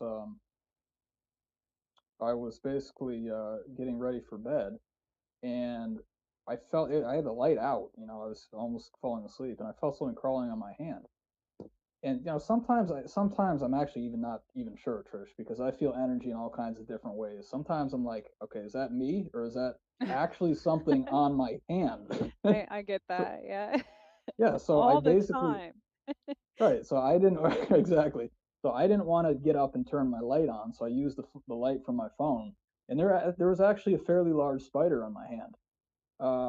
And I actually often sleep fairly close to the floor because I like the grounding effect and I like how it's more solid, for your back and everything like that. So yeah, I wasn't off the floor. I wasn't that far off the floor. But the point is, the only night that happened was that one night when I had, not as high energy because they come in, they're drawn to that. I don't hold it against the insect at all. It's the same thing with the flies and mosquitoes. If my energy is good, guess what? They're not even. I don't see them. I don't see them. I don't hear them. The minute it goes down, suddenly I'm being attacked by mosquitoes. I can be walking through. This actually happened to me when I used to live up in Alaska. There's a lot of mosquitoes. There's a lot of standing water, and it's really untapped environment. So there's a lot of natural life thriving. And and this was the very beginning when I started to kind of notice some of the stuff in terms of how energy attracts different things. But I'm walking through the woods pretty much every day. I'm wondering. I'm like, where are all the bugs and stuff? Where's all the mosquitoes? I didn't see them in the air. I didn't hear nothing. And then again, the one day that I didn't know this at the time, and I don't remember what I ate. I know it was based on food. A lot of things are based on. It was that one day, and suddenly I'm standing at the pond, and there's literally, I looked, there were probably 30 mosquitoes on just my jacket. The most I've ever had in my life, just sitting on my jacket, and they can bite through your jacket too. I mean, they're really good at what they do. But again, it's just that one day, just the one day. So we are in charge of our energetic field, and there are a lot of things that you can do, and I hope this is what we're moving into start to teach kids about the principles of energy, about metaphysics, about stuff like this. And if the kid doesn't like it, no problem. But you know what? I needed this information when I was probably like 12, and I Oh didn't get it shoot. till I Yeah, was I needed it when I probably was like 20. 3. Right, exactly. Yeah, exactly. But I didn't get it till I was like maybe what 25. I mean, come on. So when I look back at my education, I'm like, that was pretty much mostly a waste. I who was available to talk about astrology? To tell me that no, Yeah. it is actually science. People are doing a really bad job, Dave, but like we want to teach it to you correctly. Well, you know who that person is now? That's me. And that's what Yeah. I'm doing. One of the things I'm doing, I'm going to be that. I want people to come to me for astrology if you don't get it or if you want it to be simple and if you want to see it done correctly and responsibly. because I only do it to help people. I never take information. Believe me, I could easily take the information and say, oh, how can I mess with this person today? I know exactly what to do. And what happened, Trish, too, is that some people, throughout all time, really, I guess, they took that knowledge, and then because of them, not because of astrology, this is not because of astrology, it's because of them and their spirit and what they believe. They took it and they performed dark arts with it. And, the spells and all this stuff, they knew when to do things on which days with the moon and all this stuff and herbs and things. And the other thing, so it's a person, is what I'm trying to say. It's not the science. And the other thing I want to say while I'm talking about plants is what you were talking about with that bug. And one of the things that I saw on Ancient Aliens, and again, Joe was on the show, and on Ancient Aliens, one of the episodes was talking about the bubonic plague or the Black Plague in Europe. And the thing about it was that, and never heard this, was not in the textbooks. Of course, they're not going to teach kids this part of the story, what I'm going to share with people. But supposedly there was a Grim Reaper figure. That's maybe potentially where that originates from, that time period, in the wheat fields. And supposedly he was spraying the plants with, I don't know if it was with his Sith or I don't know what it was, or there was some people had described there's a mist coming out associated with this figure. And by the way, that's also been observed with craft before too. That craft come down low over fields and they'll spray everything. And then suddenly you have these diseases popping up. Okay, well that doesn't sound like a natural process to me. Sounds like it's like chemtrails here in Kansas. Yeah, it's exact. In fact, that's exactly what it is. The other thing that I've heard about that is that there's often metal being sprayed down on the plants to change the soil to poison there's metal in our food. There's people. If people with one of the first things I did intuitively, I didn't even know I was doing it. I didn't even know I had that much metal in my body. When I was told I was going to die of Lyme disease, and doctors couldn't help me, was to detox from metal. And you don't realize how much is in the water, is in the food, is in your hair products, and makeup and things like that. There's tons. And the petrochemicals too, Trish. Oh yeah, and that's another thing I was going to say. When I talk about food, and it has to do with, by the time, even water now, most people don't have fresh water.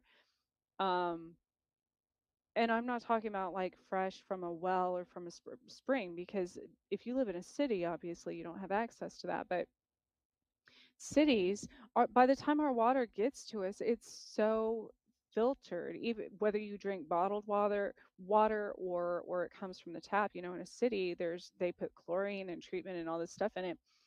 So you're literally taking out the life force, the chi of the water, that energy of the water that actually keeps you healthy. Foods. So if you can food at home, that's one thing. But I'm talking about like canned food in stores, or processed food, things like that. It's not as close to the source by the time you eat it. It's not even as, like, I try to eat a lot of fruit and vegetables and stuff, but even then, if it comes, I'm here in Kansas, and if it comes from California or somewhere like Mexico or somewhere far from, then by the time it gets to me, it is already far from the source. So we do have to work harder. Again, unless you do it yourself and you grow your own vegetables, and I do during the different times of year. I've been getting into that as well, because then what's in it, and you're literally getting it as fresh as it can be. Freezing things is about the healthiest, because they don't use all the preservatives and stuff. But it's literally like giving blood, and they put the plasma back in your body. They just took the life force out of that blood. You know what I mean? Like, that's your chi. So it's the same with food. And I just had that thought too today, Trish. I'm like, I was just thinking about frozen food today. I'm like, I mean, I'm not surprised at all, because we think very similarly in a lot of ways. Part of the reason for that, I have a lot of Gemini in my chart, so I know how to look between signs. I know how to look at both angles, not be biased and stuff like that. But that was my thought today, this afternoon. I'm like, you know what? How about, like, we just don't put the stuff in the food that you can't pronounce. You don't know what it is. You shouldn't have Yeah. to look it up. That's ridiculous. I mean, if I look at it, I'm like, no, you know what? How about just just list beet? This is a beet right here. There's nothing else in it at all. Yeah. And you know what? If the argument is, oh, we got to add stuff to make it keep it preserved, then what you do is you just, not all the time, because the ice crystals can destroy some of the tissues and stuff. But the Yeah. general idea for me is that there's two options here. If it's not going to last because it's a natural product, which is actually a good thing, then just eat it before it goes bad. If it Right. goes bad, put it outside and have it composted, which is going to help the environment. And if not, you can't do either of those two things. If you can freeze it, that will preserve it. It might destroy the tissues a little bit, but for meats and stuff, it's no problem for like a year or two. Even fruits that you buy in the store, if it's, especially if it's something like, I love cherries, are so good for you. They have so many different healing qualities, but they're not always in season everywhere. And if they're not in season, they're really expensive fresh, obviously, because of the transporting them and stuff. But when they're flash frozen, one, they're less expensive, but they don't put all of those. Most of the time, I mean, you have to check the brand, but most of the time there aren't any preservatives or anything. It'll say like the fruit and then water, and so that's the easier way. But another thing I was going to say, um, when I went back to kind of a paleo diet, um, if you just eat things that, like, nature did that, there's a reason. It's not by default, it's by design. Like, that we're supposed to eat certain things during certain parts of the year. So if you eat food seasonally, like right now, for instance, pomegranates are in season. That's a winter fruit. Pomegranates have higher vitamin C, and sweet potatoes. You can get almost your entire amount of daily vitamin C from from a sweet potato. And that's good during the winter because we get less vitamin D, things like that. So there's a reason, and those fruits and vegetables are more readily available. Potatoes are root vegetables. That's closer to the source. They're in the ground. Again, you do have to be careful because then there's metal in some of them. And now I read there's all kinds of like China, they had this thing about organic fruits and vegetables being fake from there. Like, they're literally making lab created, I don't even know what it's out of. It's like plant Yeah. proteins that are actually dangerous for your brain. Um, Dyeing them green and calling it a pea. Like, that's how Yeah. messed up. Like, why why do we need to do that? I've seen them put color in things that are clear.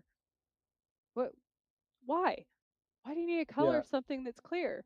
Like, it doesn't make sense. But again, it's another method of control. It eats away at your brain. It's the same with like the fluoride in the water and everything. Um, I had some canned fruit the other day, and well, I had two actually. It was back to back. One was one day, one was the next day. The first one I had, it had actually so it's so absurd. I mean, it's just ridiculous.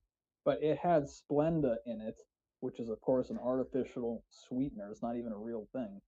And I actually could not eat it, and I took the pieces, I think it was apricot. I took the pieces of apricot. I took a paper towel and I was trying to press out the fake sugar and stuff, and I still couldn't eat it because it got all the way into the tissues of the fruit. And so that was the first day. So I actually I had to throw it away or compost it. The second day, I had some canned fruit that was actually pretty good. It was, I think, pears, but they also added sugar to that. And it was, it's sugar again. A lot of things are genetically modified, but sugar by itself is not necessarily always a bad thing. There are good parts about it sometimes, and depending on your body. But the thing is, I'm sitting there, and I'm just like, why do you need to put? I get it, the preservation factor. That's part of it. There's other things, but I probably don't even know about. But the point is that fruit essentially is sugar. It's right. fruit. It's Yeah. fructose. And you could use Why are you adding natural sugar? preservatives like citric acid or something. You know what I mean? Like, there's Yeah, citric acid specifically, that's not produced because I think you can make that artificially too. But yeah, I mean, if you want to preserve something, like squeeze some lemon juice on it and then put it in a can, or put, with some, I don't know. There's lots of ways to do this. Lots of ways. But I'm pretty encouraged too, because I feel like there's a small but maybe probably growing community of people that are really starting to get some of the basic stuff. And you can't tell. There's no corporation that's going to be like, one of the things is that you can't grow your own fruit, your own food, or something like this. That's going across the world right now. Are you kidding me, guys? Who if you're remotely intelligent, no one's going to buy that crap. No one. That's a right we have to come to this planet. You put a seed in the ground and it grows, and guess who's in charge of that? The sun. And plants grow even in dirty water, so Yeah, there's it's no amazing. excuse. There's no It's amazing. excuse. Yeah. Like, I was thinking about that. I'm like, humans, we waste so much stuff, and one of the greatest pollutants right now, which I'm sure most people don't realize, is food. um, is food waste. There is so much that it puts harmful gases into the environment. Um, but people will be standing there saying they're starving when somebody gives them a piece of fruit and there's seeds in the fruit and they just throw the seeds away. Well, okay, so you had, an apple or an orange or whatever, and it had seeds in it, and you ate it and you threw the seeds away, and now you're hungry again. So save the seeds and plant them, you know. Or I don't know why most places, there's other countries that do it, not a lot in the US, but um especially here, it's absurd to me because there's a lot of homeless people like in Topeka and stuff. And I thought about this last year because there were these people that had this beautiful apple tree and like a peach tree or something, and it was growing over their fence, and way too many. I mean, this thing had tons of apples just falling on the ground, nobody touching them. But every time somebody on the sidewalk side of the fence, like one of the homeless people, tried to eat one or whatever, the owners would call the cops on them. And I'm like, but you're just wasting all those apples. Yep. Like, why do you care if somebody eats one that's, one, not even in your yard anymore, and two, that's just going to be go to waste? Like, it's absurd to me that but these other countries have fruit trees on public land, that anybody just, you can just walk by and get them or whatever. It's whatever. um and the same with lawns. I thought about that. um the like the botanic garden here, that, as I told you, that's one of my favorite places. But why do we need these manicured lawns? You could grow an entire herb garden and have it pest free and bug free and things like that, with everything you need to eat and heal yourself and your family. Yeah. But you wouldn't have this wasted space of a manicured lawn, because what Yeah. society says you need that for. What? You could be saving the butterflies and bees and everything else, with a different style garden. But we don't. We Yeah. don't. We don't like. Oh yeah, and then of course once you've harvested everything, and I've worked agriculture before. I've worked really hard. I used to work in the tobacco fields in Connecticut when I grew up, and I mean, there's a lot of bad stuff too, because there was a lot of things sprayed on that should never even been created by a human being, fungicides and pesticides and all these things. But the thing is, here's the one good thing about it for me though, is that at the end of the season, yeah, oh They're yeah, supposed to go back into the earth, just like people. We're supposed to go back into the earth, but we poison our bodies with cyanide, basically, to be put back in the earth to poison the earth. So right. it's because we don't know any better, like literally. Yeah, I say work with whatever the system, whatever the rules of the system are, work with those rules and it will help you, instead of fighting against it all the time. And it goes, of course, with astrology too, and the principles of Ayurvedic medicine, all this stuff. Maybe I don't love some of the stuff and how some of the things are in place. In fact, I definitely don't. Some of the things are absolutely irritating. But if I'm not working with the rules that are in place, then it's ridiculous, because if I have the solutions and I'm just ignoring it, that's absolutely foolish of me to do that. Now, if I work with the system, meaning when I say system, I mean the natural Earth system. I'm not talking about any human organization. This is the Mother Earth, Mother Gaia. Um, she gives back. She gives back in abundance. And it's amazing. You go on a walk, and even I've got some friends that live up in the far north of Canada, and they just the sun's out. You get out in the field. Yeah, it's cold, but you know what? It's beautiful, and the sun's shining there for you, and all the crystals are sparkling. The earth takes care of us, and I absolutely. You've heard the experiments too, where you say nice things to plants and they grow more, and you say things that are not nice. It structures water, restructures water, like we were talking about even with the moon at the beginning of the show. But if you put good energy into the grid, then everything around you is much more likely to thrive. And when you're born, I mean, see, that's the thing. I guess there's some humans that are born with demons attached to them. I actually do believe that there are some, but I think the vast majority of humans, they come in just wanting what everyone wants, which is just to feel safe and happy and comfortable, and to have nice, clean food and water and things, have people that love them, and to have groups that they can get connected with. So that's the other thing too. Is now when you start talking about religions, it's like, well, I was doing okay before I was forced to go to catechism. As a kid, I was really happy. I was very happy. I played in the dirt. I was friends with the plants and animals around me. I stayed outside until I couldn't see anymore, like all year round. And then now you're saying, I'll use Christianity as an example, but I'm not picking one in particular. I'm just using it because I spent the most time with that tradition. Is that suddenly now you're telling the kid, well, you know what? You can enjoy the plants and animals and stuff, but like don't get too crazy with that because your savior is over here. Well, I felt like light pouring out of me as a kid before I was ever taught that. I'm not saying you don't. I'm not saying it's not important or important for certain types of people, or if that's what you believe. I'm just saying that doesn't really come into the world with that happy. They're very. I've watched. And I'm sure you have too. Well, you have kids, of course, Trish. But the thing is like watch what a kid, even before the kid can even really talk. I've had kids like they had food and they just came over and gave me some of their food. I mean, it actually made me incredibly happy. I haven't felt that way for a really long time. And before that had happened, it doesn't even, but you know what? The natural instinct is I like you. I want to give you something that is meaningful to me and that it makes me feel good. I want to give that to you as well. And that doesn't, there's no religion in that. That is not nothing at all. Well, and the funny thing is, we're born, the irony in the cycle of life, we're born with all the knowledge in the world. We're born with everything we need to know. But but we can't walk and we can't talk.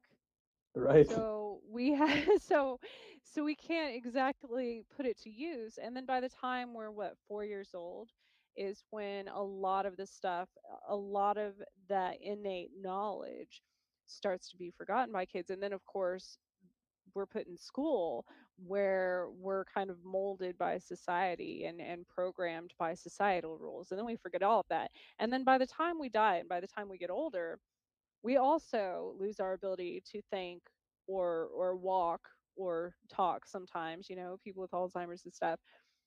And much less knowledge after living an entire life. Then we forget everything we learned in our life. So that it's essential. We have things backwards. The kids that is the most essential time in learning for our future, for anything in humanity, is through the kids, you know, um, because that's going to shape the entire future, quite literally. Oh yeah, absolutely. We have to do a better job all around.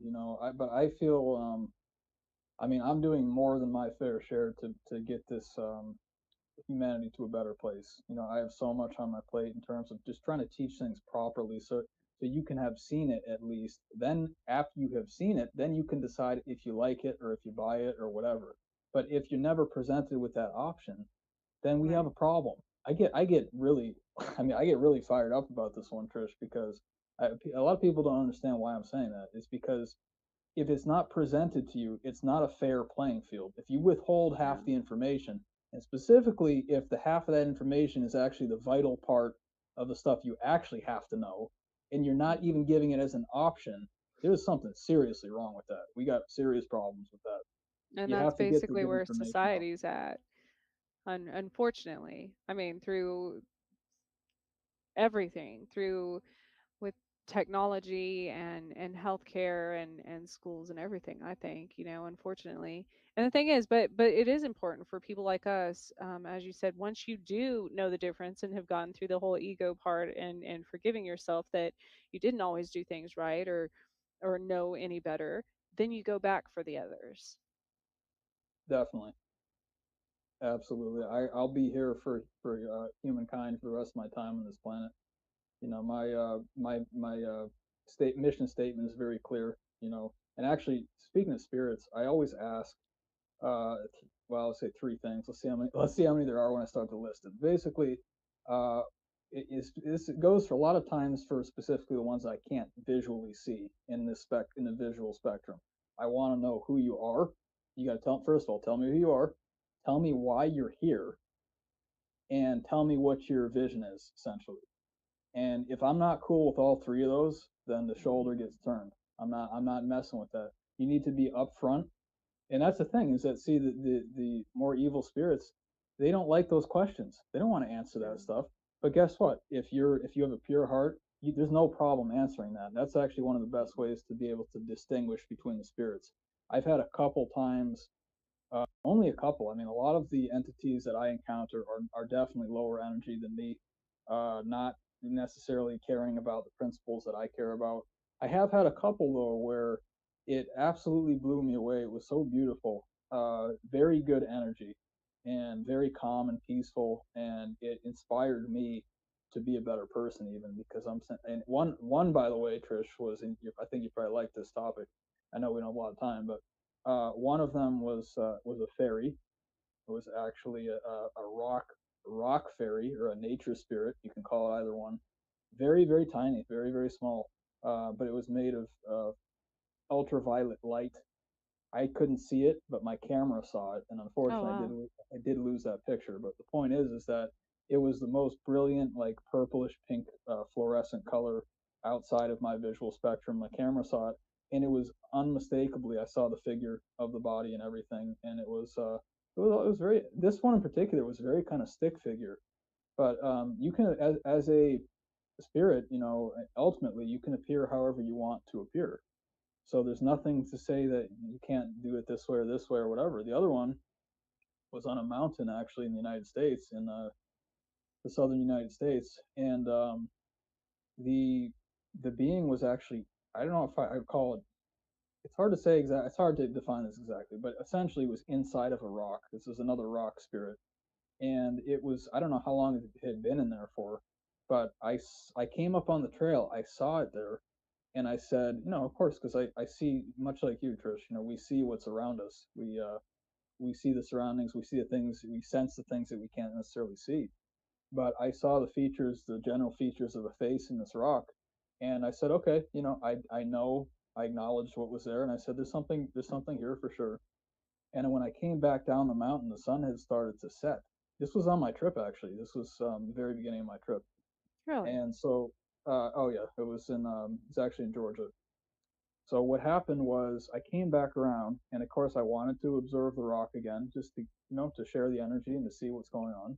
I look back, and the light of the sun coming through actually the trees, which were in front of the rock, much in front of the rock, actually painted the rest of the face onto that rock. Because the first time I saw it, I just saw the brow ridges, up here, and I saw the general structure of the nose.